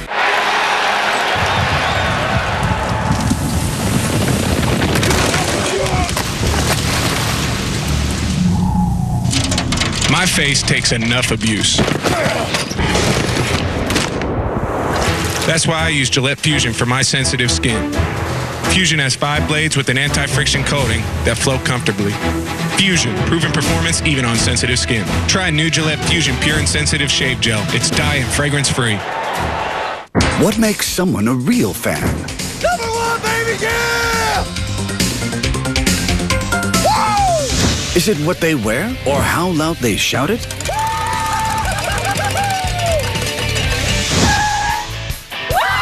Real fans know. Hey, Coach. Hey, Jason. You guys want to head down to the sidelines again? Sure. It's what's inside that counts. Coach. Show you're a real fan and support your favorite team. To find out more, go to ESPN.com/Cheez-It. Excuse me, is this the returns line? Yeah.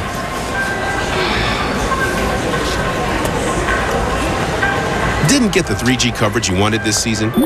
There's a map for that.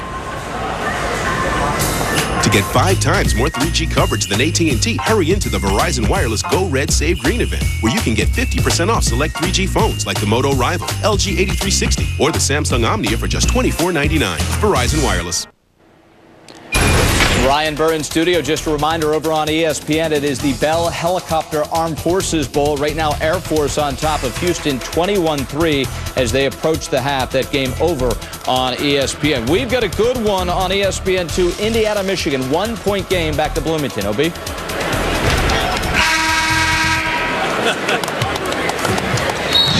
All right, thank you very much. 15:51 to go here at Indiana. One of the great places to see a college game. And Capital One Bowl Week continues on ESPN later today at 3:30. It's Navy taking on Missouri, and then at 7:30 Eastern, Frank Beamer's number 11 Virginia Tech Hokies battle Tennessee. Capital One Bowl Week on ESPN and ESPN360.com later today. Well, Indiana clinging to the 1-point lead over Michigan, 37-36 when they met last year. Indiana built a 20-point lead, blew that, but actually didn't blow the lead entirely until overtime. First time they trailed in a game was in OT, and they wound up losing to Michigan in that battle. Tom Green completely changing this program. I mean, he had nothing when he got here. The only players that were left over from the previous year that Green inherited were walk-ons. And so he had to totally rebuild this program basically from scratch. Don't you feel like he'll have a legendary career here? The way he's been recruiting, a top 10 recruiting class, another one coming in this year, and he expects next year to be a very fruitful recruiting class as well. And if they can stay away from some of these debilitating injuries, here's a foul out from the circle of 15:49 to go. You know, Dave, I don't think there's any question about it. I first met Tom Crean when he was an assistant to Tom Izzo at Michigan State. And not that you need to be a genius to figure this out, but you could tell he was special when he was an assistant. And he did an extraordinary job at Marquette. I have no doubt he will do an extraordinary job here. He has been. These are dumb fouls by Michigan's up the middle of the lane. They are also giving up the baseline. You give up the baseline, you're giving up 2 points. The sophomore Jones at the line.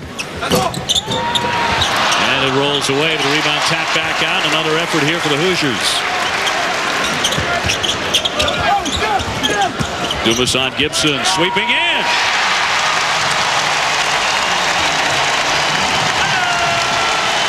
Indiana back on top by 6. Beilein wants a timeout.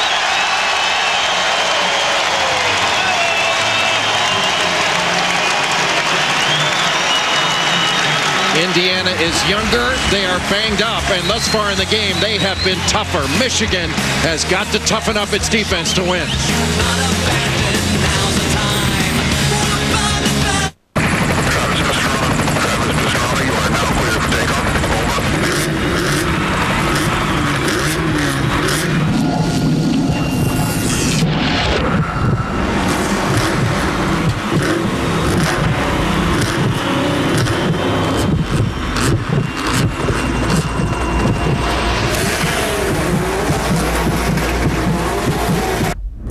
New Year, No Limits, 11 p.m. live on ESPN.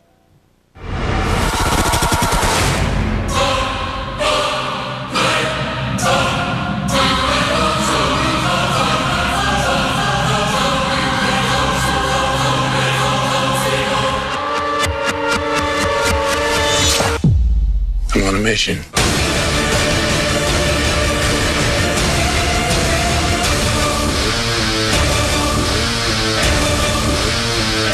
Of Eli. Rated R. Starts January 15th.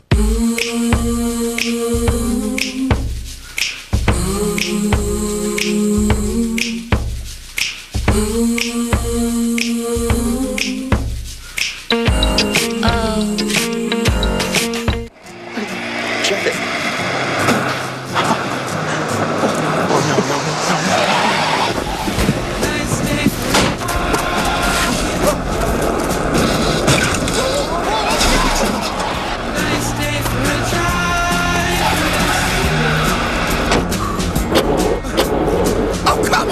Need a better battery? Get an Interstate battery. Outrageously dependable. Should have had an Interstate. I may be in my pajamas right now, but I'm not going to bed. I'm going to college online. Education Connection will connect you to the right online college for free. Log on now to 42schoolconnection.com. That's 42schoolconnection.com.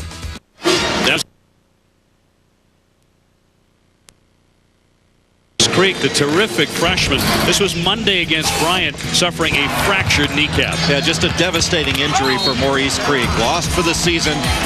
And for Indiana, they lost their leading scorer, their leading steals guy, and a guy that Tom Crean says had the quickest release of his shot of anybody he's coached. And Creek was really starting to come along as a player. But you look at the injuries throughout the Big Ten, the most devastating was Evan Turner.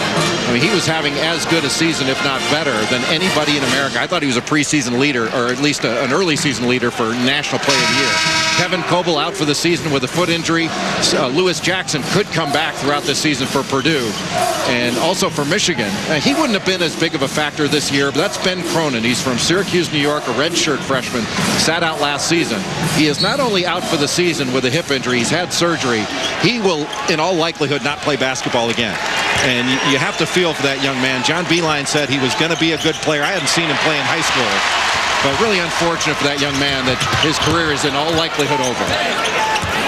The Hoosiers with the theft, leading at 42-36. Indiana has also lost the sharpshooter Matt Roth, who can flat light it up from beyond the three-point line. Yeah, he had 29 last year against Ohio State, hit 9 threes. So Indiana not able to spread the court as much without Creek and Roth available. Rivers bouncing the paint for Jones. Wants to make his move. Took a little contact, tips it up. That won't fall. And a foul with 14-12 to go. How about that second jump ability by Verdell Jones to tip that ball back up? But Manny Harris has to be smarter defensively. You're talking about Verdell Jones, left-handed player who wants to drive left. And you have to sit on that left hand and take it away. You talked about the Purdue point guard Lewis Jackson, very possibly out for the season. We'll see Purdue and West Virginia in a dandy tomorrow in West Lafayette at 2:30. Here's Douglas. Got it. A really good read by Stu Douglas.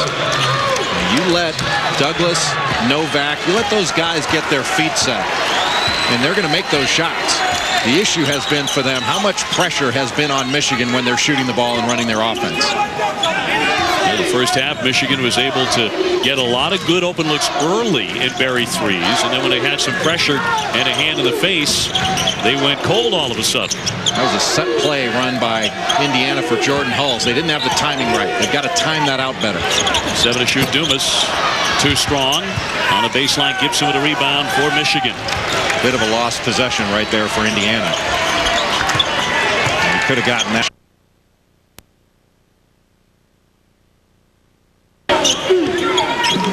Coming up on 13 minutes to go here at Assembly Hall as the decade here in this building comes to a close this afternoon. Morris way out around midcourt. Michigan can't run anything offensively. Not a thing. And Dumas will foul with 12:51 to go. That'll be his second on Devin Dumas, the senior. Well, right now, Michigan's got to be stronger. They're a much better team than they're showing. You have to run through cuts, and you have to accept the physical challenge. And right now, Indiana's pressure has really affected Michigan. It's supposed to be a softer schedule at the top of Big Ten play for Michigan. The foul as Gibson will go to the line to shoot 2. They've got Indiana twice, Penn State and Northwestern among their first 5 in the Big Ten. But they are scuffling and struggling here at Indiana today. They've got a killer 4-game stretch in January, Jay, against Connecticut, at Wisconsin, Purdue, and Michigan State in succession. Yeah, they're all difficult games, but they're all also great opportunities to get resume building wins. And you know, I said it last year with regard to Michigan. People talked about, well, they've lost to this team, lost to that team, and all that business. And to me, at the end of the line, when you're talking about getting into the NCAA tournament, this is my judgment. I don't care who you've lost to. I want to know who you can beat. And Michigan last year proved they could beat really good teams. This year, they haven't proved it yet. Now, they've got a lot of opportunities to prove it as we go forward. I still think this is an NCAA tournament caliber team, but they've got to get that resume to NCAA tournament caliber. Now, last season, advancing to the NCAA tournament for the first time in 11 years. As John Beilein brought the back, Rivers with a jump pass. In traffic, Watford. What a tough shot, but he made it. He turned right into the pressure. Thought he could have gotten that off with his left hand a little bit easier, but showing some grit there in the lane. Just a rookie, but leading them in scoring now with Creek out. Indiana by 3. Nice move by Manny Harris. That was beautiful. Can't get it to go, however.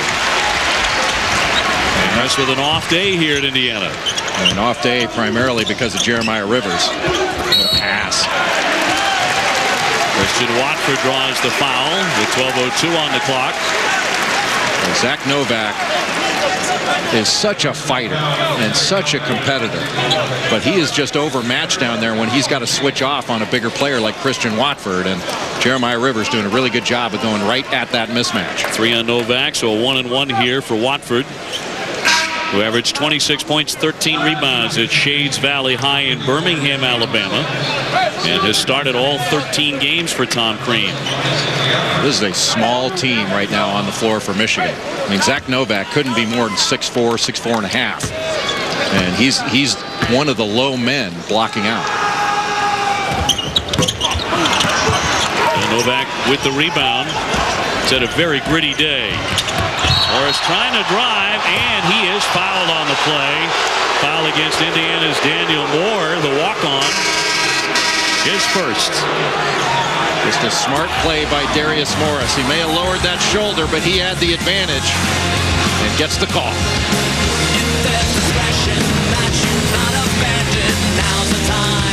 Right now at Joseph A. Bank. Buy a suit, get 2 free. Just buy 1 and get 2 suits absolutely free. That's every suit in the store. Buy 1, get 2 free. No exceptions. Quite simply, buy 1 suit and get 2 handcrafted suits absolutely free. Now through Saturday at Joseph A. Bank.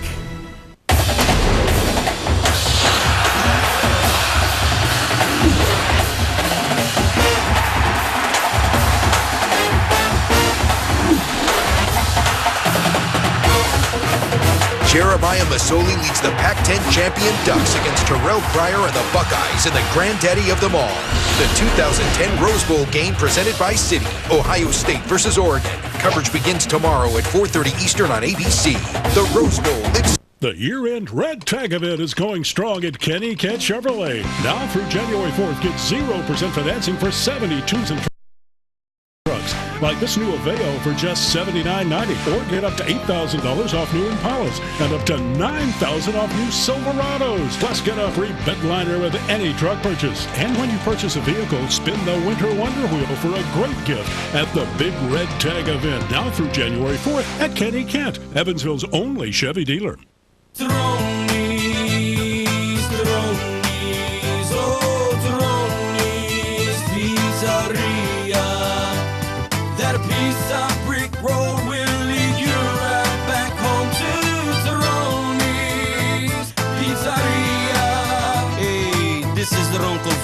Come and see us at Ronni's Pizzeria, Indiana's best pizza for over 40 years. 2 locations, North Main or Weinbach in the Lord Expressway. Forget about it. Indiana leading Michigan 44-41 in their Big Ten opener today here at Assembly Hall. We asked you the question earlier to name the greatest player over the last decade for Michigan. And Manny Harris, who is not having a good day here on the last day, he is at 53% of the voting. And for Indiana, your choice came out as Eric Gordon, at this point 54%. Total votes over 10,000. Remember to check into the ESPN College Basketball Encyclopedia. It's even very popular with NBA head coaches like Doc Rivers. Well, Doc is looking up his Marquette stats right now just to make sure that our crack ESPN staff got all his numbers exactly right. And I'll tell you, what a terrific basketball coach Doc Rivers is. And I have the great pleasure of working with one of his top assistants, Kevin Eastman, who I believe is one of the great teachers in basketball. And their concepts for basketball and team play are off the charts good with the Boston Celtics. And a great dad getting here all the way from Phoenix last night when the Celtics took a loss, but he made it here to Assembly Hall in time for the opening tip today. To see his son. Good job by Pritchard to run him off that ball screen. They were trying to get something right out of the timeout for Harris. And then back for Sims, and he'll drill it. Zach Novak has had not a good game. He's had a great game on the road. 11 points, 7 rebounds, 3 assists now, and a steal. I mean, he has done everything for this Michigan team on an afternoon where its best player has not played well at all. And help the Wolverines get to within 1. Rivers on the wing. Yeah, that ball needed to go inside earlier. Hulls lets fly. They got a very good look. He jumped inside, Moore did, and stripped it away. But with 11 minutes to play in the contest, Michigan will have the basketball. We welcome you inside Assembly Hall, which is always a terrific place on a Saturday afternoon to take in a college basketball game. It always seems like it is packed. Michigan and Indiana in their Big Ten lid lifter. Jordan Hull's going out of the game. He's had at least 3 shots that have gone in the basket and come back out. And that young man can really shoot the ball. Just trying to create. Off Sims. Tom Pritchard did a really nice job of stringing out that pick and roll. Jones, great dish underneath for Watford. The Hoosiers have passed the ball at times brilliantly today.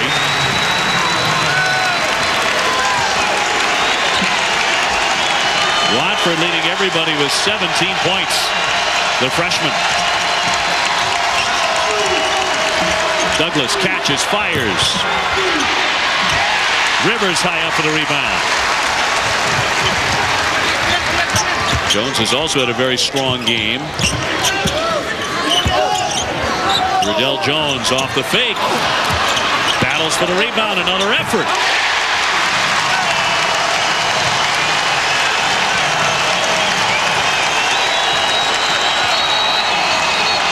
Timeout, Michigan.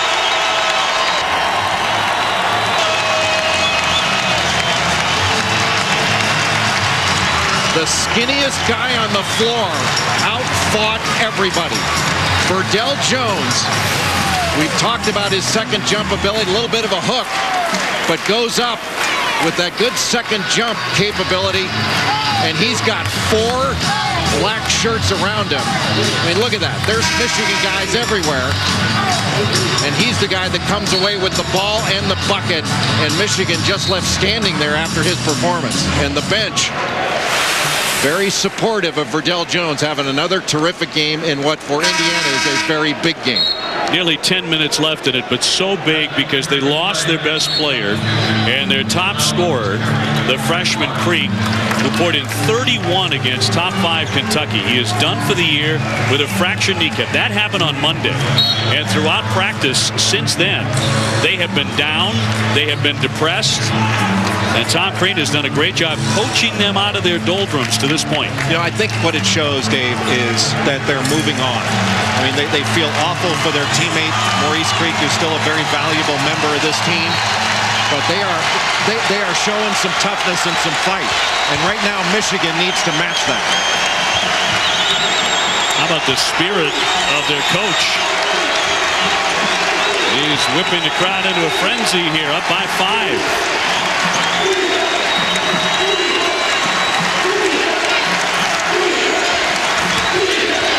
Lucas Perry backs away. 9 to shoot. Sims trying to make a move. Hits the deck. It'll go the other way.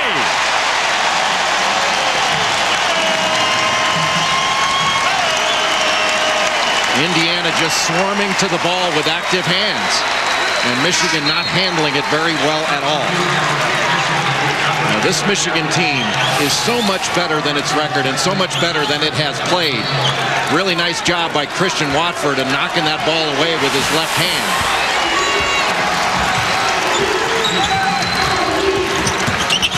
Rivers bouncing for Pritchard. Pulls his way in.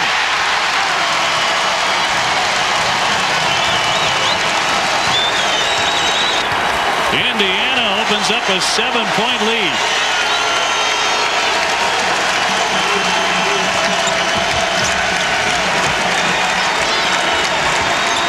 Harris into the paint. And a whistle with 8:53 to go. And a foul against Indiana. On the Indiana end, terrific pick and roll action. Good screen and the hard roll. A hard roll by Tom Pritchard. And he went right into the chest of Deshaun Sims. And Sims, this was not a strong defensive play by Sims. He could have actually gotten a foul. And Manny Harris working his way to the free throw line. But even though he got to the free throw line, he had to start his move a good 35 feet from the basket. It took him 3 dribbles to get into the middle of the lane. And Michigan has got to be more resolute and tougher in running its offense. Rivers' 3rd foul. Harris, a 76% free throw shooter. Manny Harris gets to the free throw line.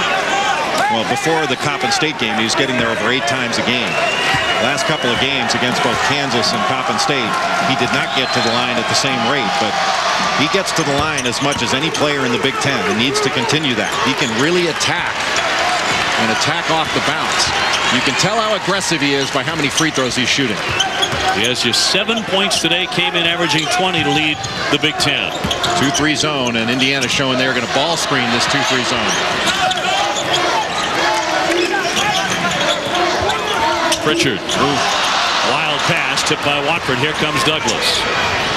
They've got numbers 3 on 2. Harris, a great slasher.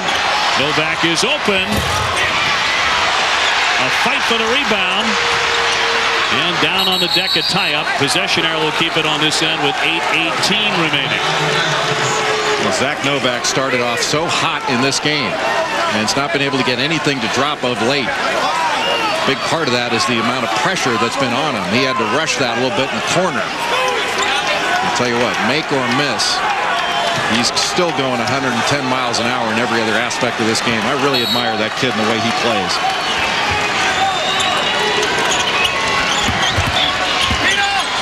Sims with that fall away. A fall away for Deshaun Sims is not a good shot. He's too good of a player to fall away. So Indiana with the ball, leading by 5, coming up on 8 minutes to go.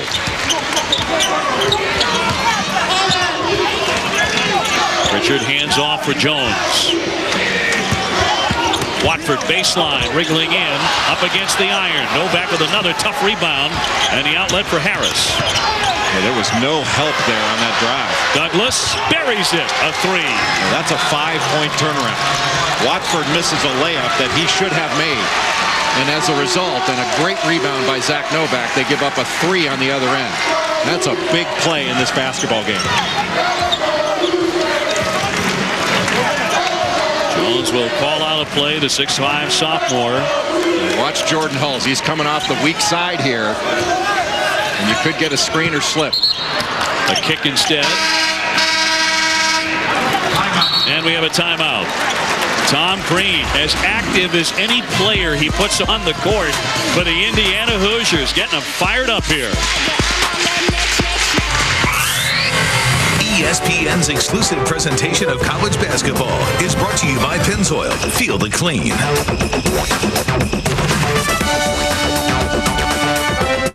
Rapunzel! I'm here to save you! Oh, just a minute.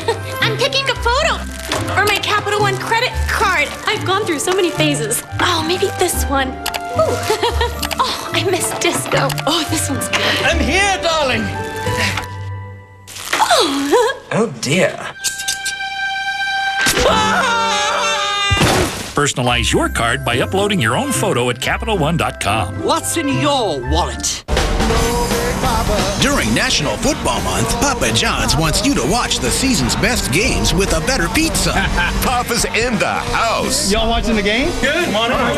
Get 2 large one-topping pizzas for just $16.99 during National Football Month. Made with fresh dough, all-natural sauce, and 100% real cheese. Better ingredients, better pizza, Papa John's. It's gonna be a pretty good pet. Down, boy! All right, we're home. You and I must make a pact. We must bring salvation back. Where there is love, I'll be there. Don't you know, baby, I'll be there.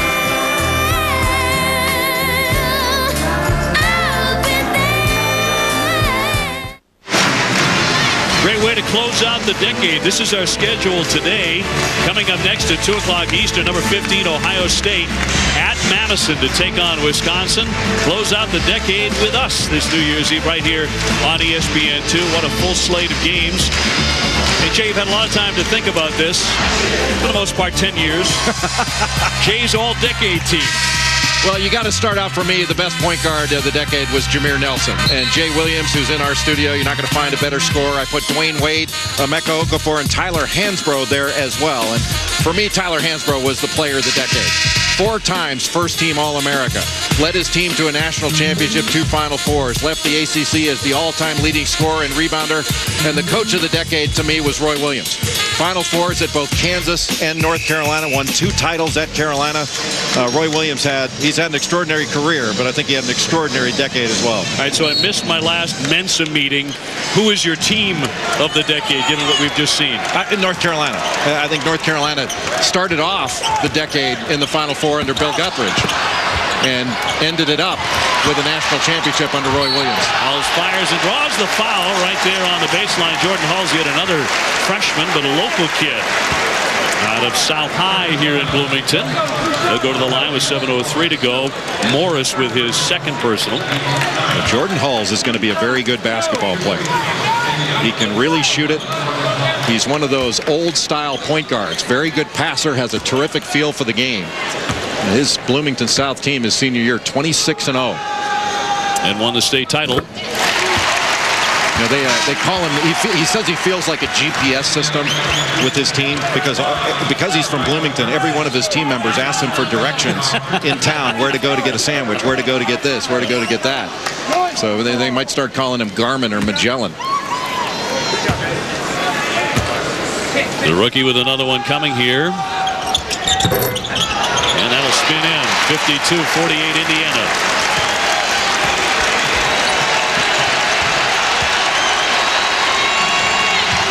Got to watch for a backdoor now. Manny Harris alone on the side. He was looking for it, and Jeremiah Rivers defended it very, very well. Anytime Harris is alone on the side, he wants to go backdoor first.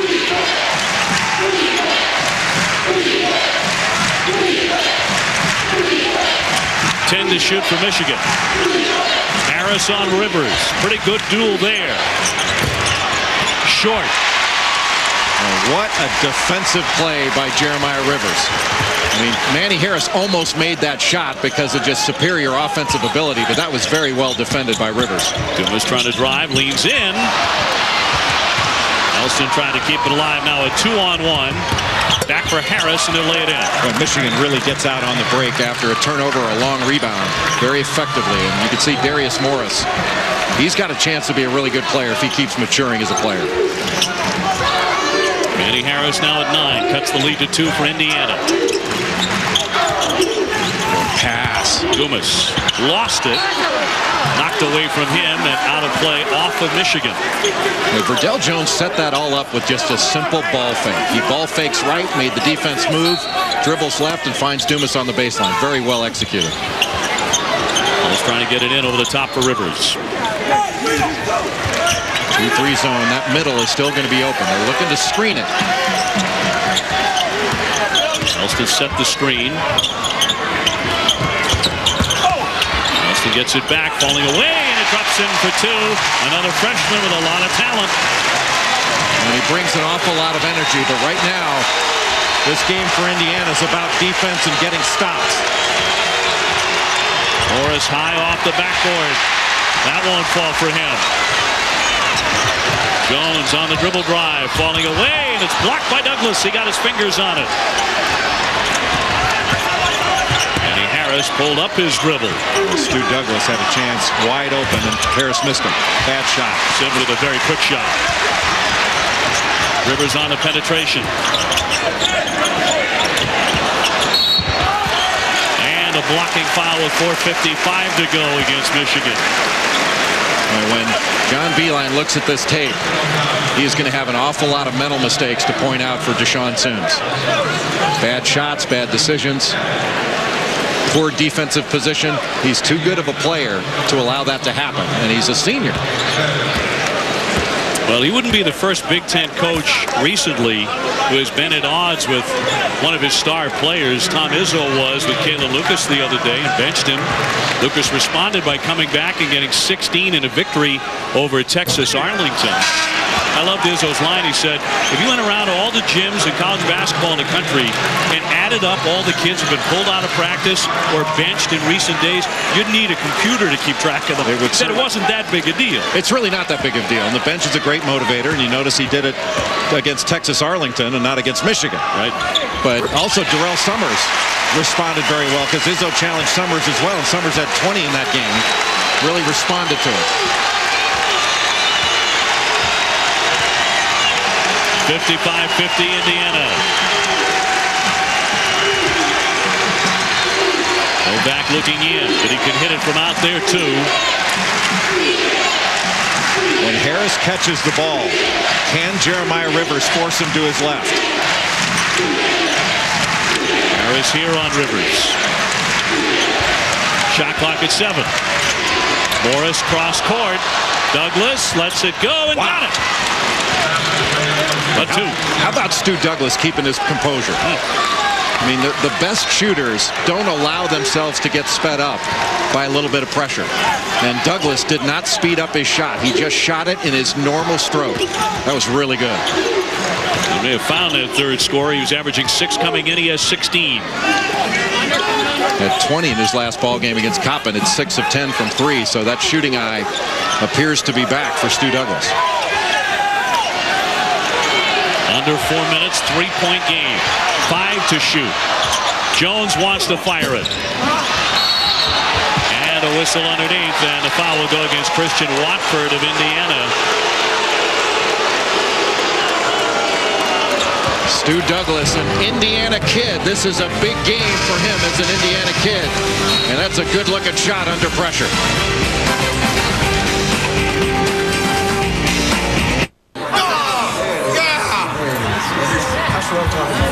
Hey. Your map's blocking the game. Oh, sorry. I'm just checking the other scores. Is my map in the way? No, you good. To get 5 times more 3G coverage than AT&T, come to Verizon Wireless, where you'll find smartphones under $100, like the BlackBerry Tour, Droid Aris with Google by HTC, or the new BlackBerry Curve for just $79.99. Verizon Wireless. The Lincoln Wishlist sales event is ending soon. Don't miss out on short-term 27-month leases from Lincoln on the latest in luxury and technology. But hurry in for these special 27-month leases because it's the final days of the Lincoln Wishlist sales event. Now, lease a Lincoln MKZ for 27 months for only $329 a month at your Lincoln Mercury dealer. The Lincoln Wishlist sales event ends January 4th.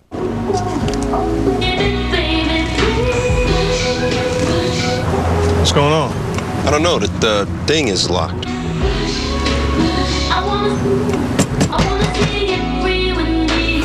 Just a minute. Just got out of the shower. What's up, guys? What are you doing? What's going on? Nothing. ESPN, your NBA destination for games Wednesdays and Fridays. Brian Burr in studio. The marathon continues here as we count down to New Year's, and the countdown is on now to Wisconsin, Ohio State. Both teams are 10-2.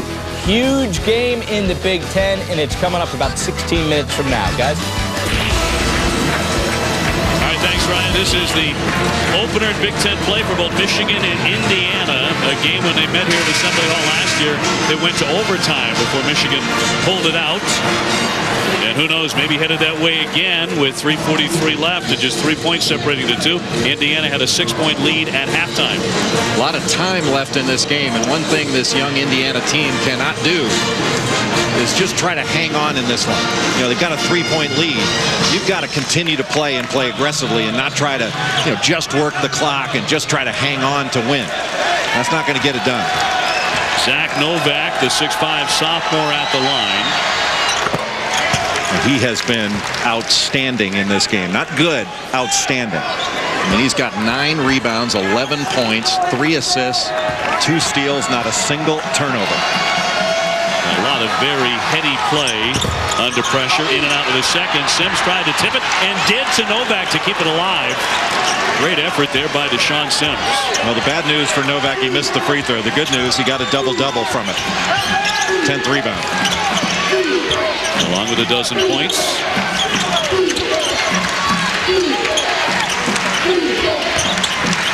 Sims on the baseline, up against Pritchard. Here's Novak. Oh, he switched it home from 3. He is having a day. Well, Zach Novak is another Indiana kid from Chesterton, Indiana. You think it doesn't mean something for a kid from Indiana to step in here and play, no matter what uniform they're wearing? Now 2:58 on the clock as we go back to Novak from the corner.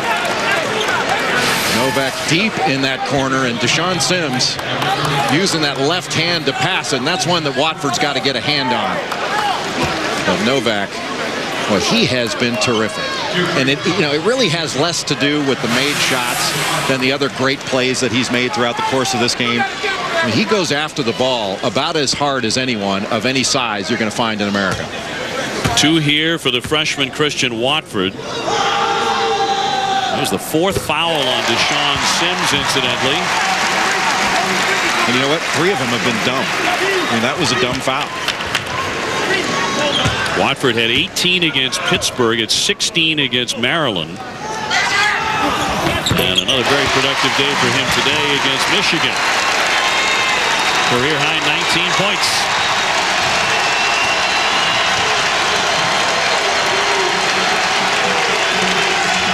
Who's going to make a play coming down the stretch? Around and out.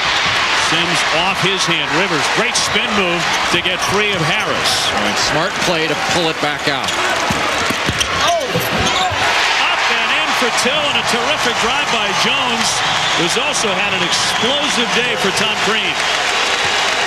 Now, if this were hockey, Jeremiah Rivers would have gotten an assist for that. He made the pass that led to the assist. He was smart to pull it back out. And Rivers pokes it free, and a whistle at midcourt. See, Dave, that by rule should be an intentional foul. Harris grabbed the jersey of Jeremiah Rivers. I don't think it should be called that way. I think that the officials are doing the right thing, but by rule they are not.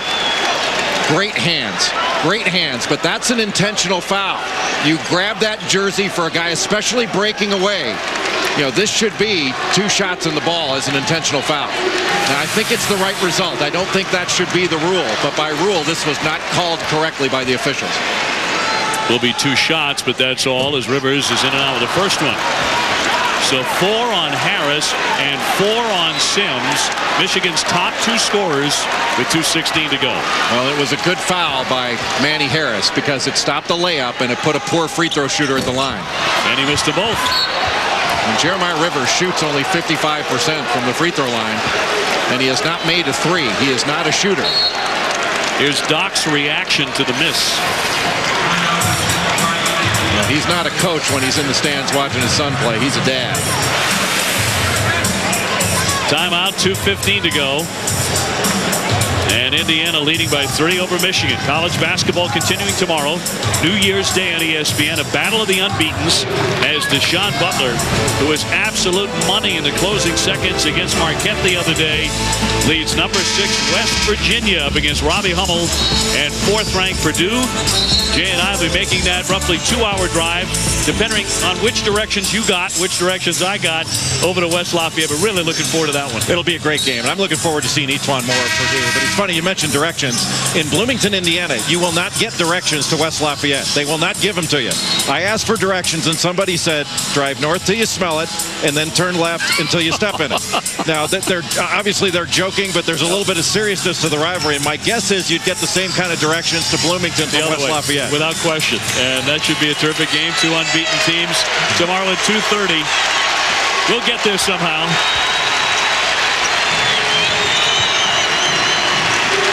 Indiana leading by 3, coming up on 2 minutes to go here at Assembly Hall. Last game to be played here this decade.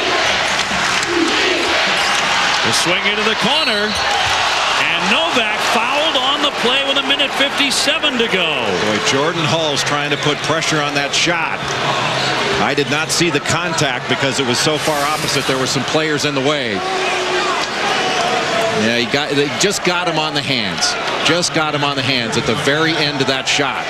That's not very much, but I'll tell you what, they've gotten the benefit of a couple calls here, and they have to take advantage of it. Novak shooting 3. This, by the way, is the same crew that had Cincinnati and Connecticut last night. Ed Corbett, John Cal, Mike Sanzier, an outstanding crew. There was certainly controversy in that finish.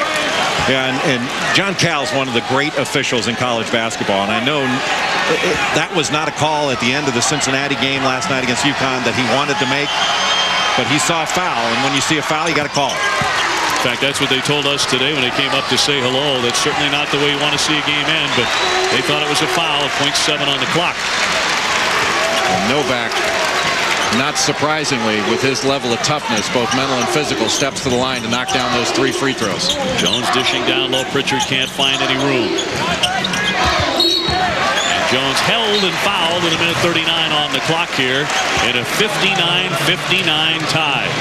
You know what got that foul was the ball reversal. I mean, Indiana got the ball on the baseline on the right side, and then they reversed it to the left side, and then attacked off the dribble once they had moved the defense and got a closeout going against the grain. That was good offense run by Indiana. Novak's fourth. Jones at the line. And don't you love it when you get down to the end of a game to watch players step to the free throw line and knock down big free throws? That's toughness more so than physical toughness. And he's only 66%, but he makes them both.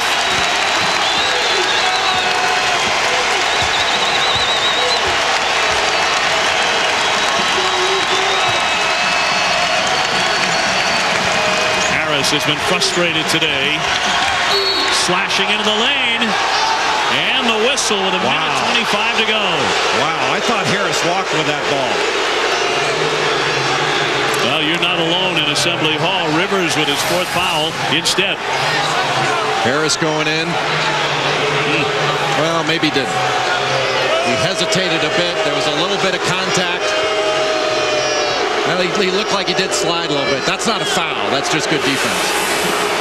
But you know what? Manny Harris puts himself in a position to get fouled, and he turns in. And he's able to sell it to the official. That is a skill in basketball, and you have to give that young man a lot of credit, especially on the road, for going in and getting that call. 10 for the junior from Detroit.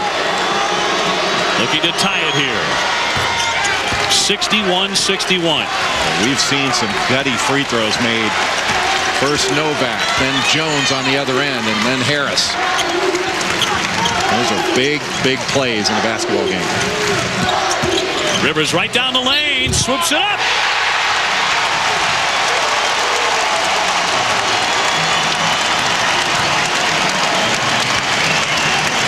All right, that'll make Dad proud and happy. What a big-time drive this was.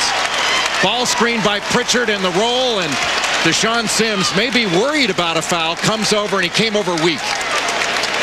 And that'll do it for him. Boy, what a finish by Jeremiah Rivers. Just showed his physical strength in getting that play finished. Sims just fouled out with 1:12 to go.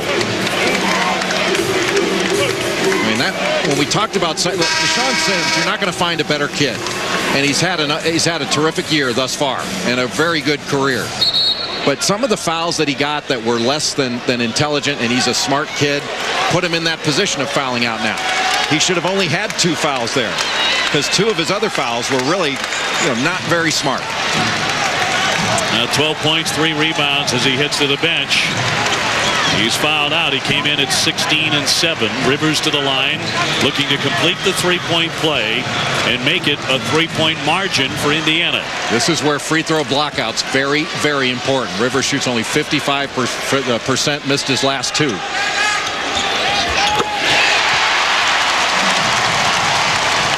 (64-61) Hoosiers.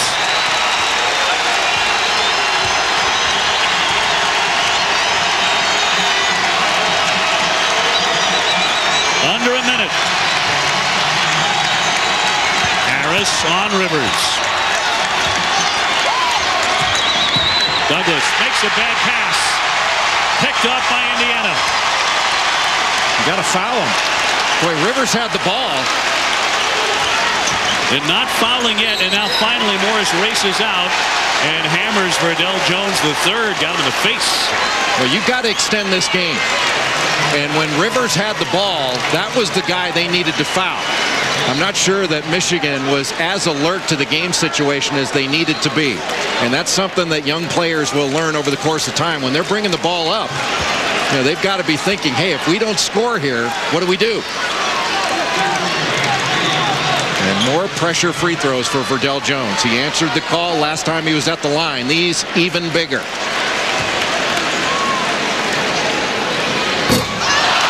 Short with the first one. And once again, free throw blockouts. And you're not anticipating. You have to anticipate a miss. For Indiana, you're certainly rooting for your teammate to make it, but you still have to treat every shot as if it's a missed shot. Morris out. LaVelle Lucas Perry back on for John Beilein. Another shot here for Jones with 40.5 on the clock. Indiana with a 4-point lead over Michigan. 65-61.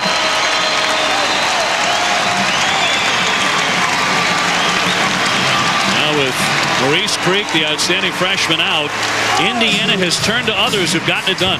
Well, Christian Watford has been terrific in this ball game, especially on the offensive end. Needs to do a better job rebounding as he improves as a player, but he has made some big plays. Might have got away with a little walk there, but Verdell Jones has also been outstanding in this game on both ends of the floor. He's attacked off the dribble.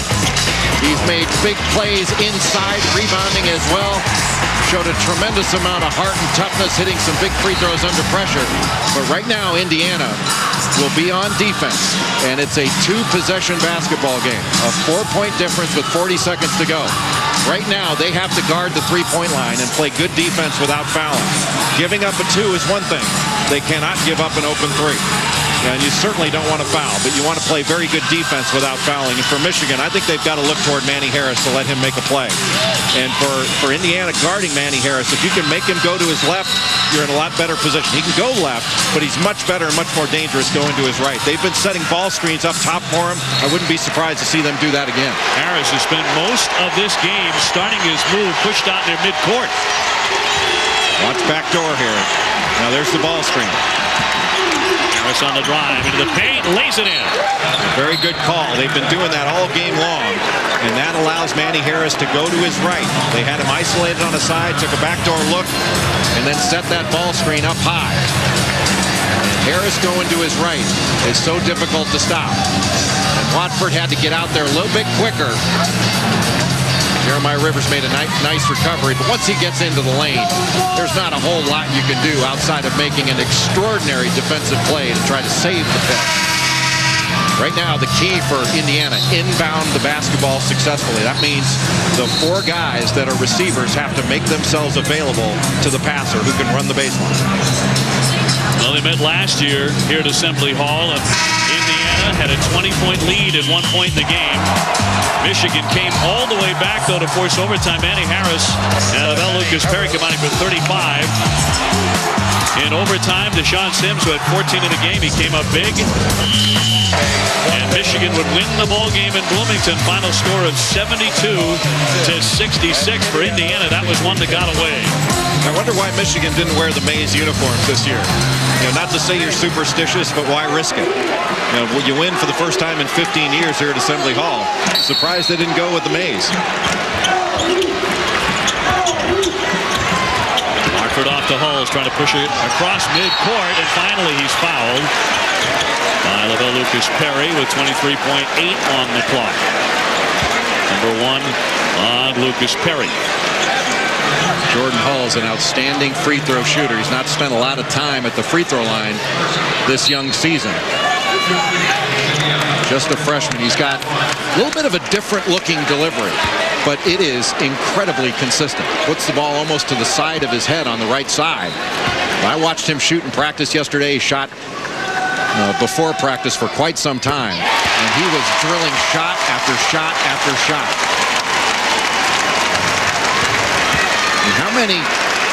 How many shots do you think this young man has shot in his driveway dreaming about wearing this uniform? Native of Bloomington. Very cool at the line. 67-63. Got to guard the 3-point line. Douglas Inside the line, keeps on coming, lays it up. The follow-up is good by Gibson. Timeout with 12.8 to go. Very alert by Zach Gibson. A terrific block by Christian Watford with that right hand. But Gibson right there, as soon as the drive went, he went right to the rim, which is what a smart big guy does. Get yourself in front of the rim so the rotation can't block you out. So Michigan keeps on fighting. 67-65. What's the game plan now for Crean in these final seconds? Who wants to have the ball? Well, first you want to get the ball inbound safely, but I think you want to get it. Christian Watford is their best free throw shooter by percentage, but I would certainly settle for Jordan Hulls having the ball. I think you'd want to have Jeremiah Rivers taking the ball in if you can. Rivers has got some size to be able to see over, and he can certainly, because you can run the baseline here, he can certainly do that, and I think able to deliver a good pass. But I would want to have Hulls or Watford getting the ball on the catch. Tom Crean not only has 2 timeouts remaining, he also has the possession arrow. So everything pointing up right now for Indiana inside the last 13 seconds. So right down to the final bitter seconds for the second consecutive year inside Assembly Hall. And coming up, we have Ohio State and Wisconsin as our coverage of the Big Ten continues on a great day of college basketball on ESPN and our family of networks. Great day to stay indoors with the lousy weather in many parts of the country and just absorb hours and hours of college basketball. And that game is just getting underway. And Dave, your point about the timeout, with Indiana with 2 timeouts, that means if you get in a little bit of trouble, you can call that timeout. Now, Jordan Hulls is going to inbound the ball for Indiana. Boy, if I were Michigan, I'd let it go to Jeremiah Rivers and foul him.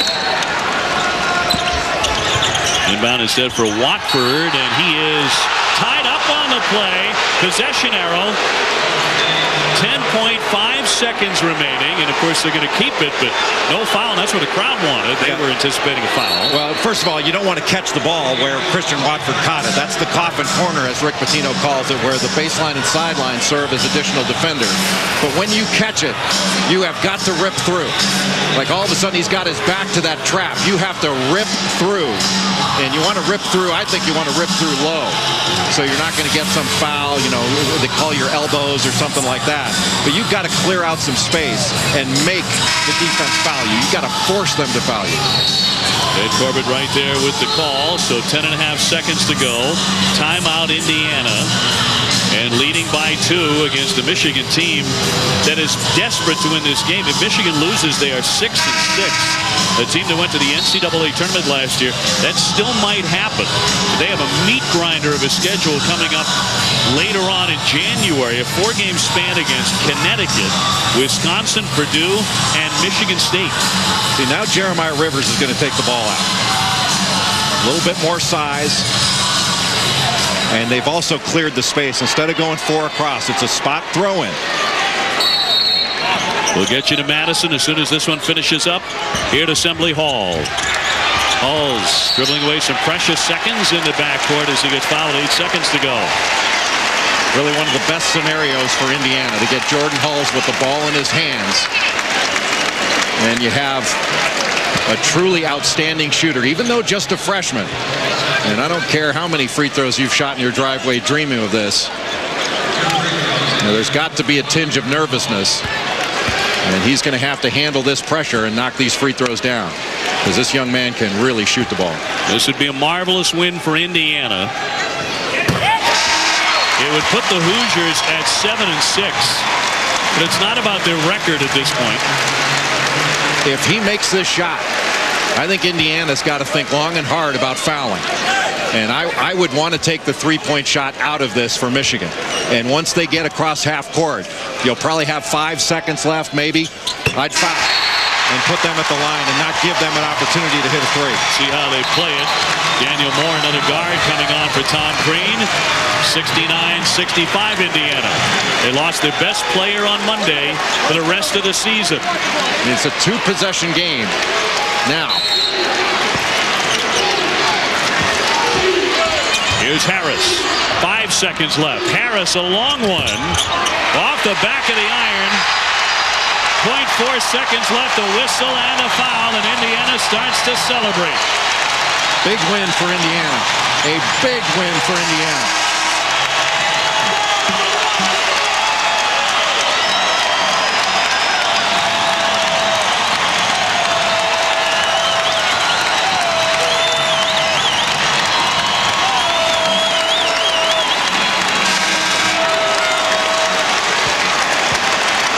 I'll tell you, Dave, you think about this team losing their leading scorer.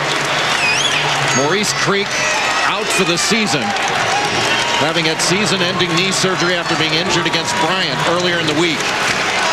For them to come into this game and win it like they did, what a showing of toughness by the Hoosiers. Hulls, by the way, perfect at the line, 7 for 7.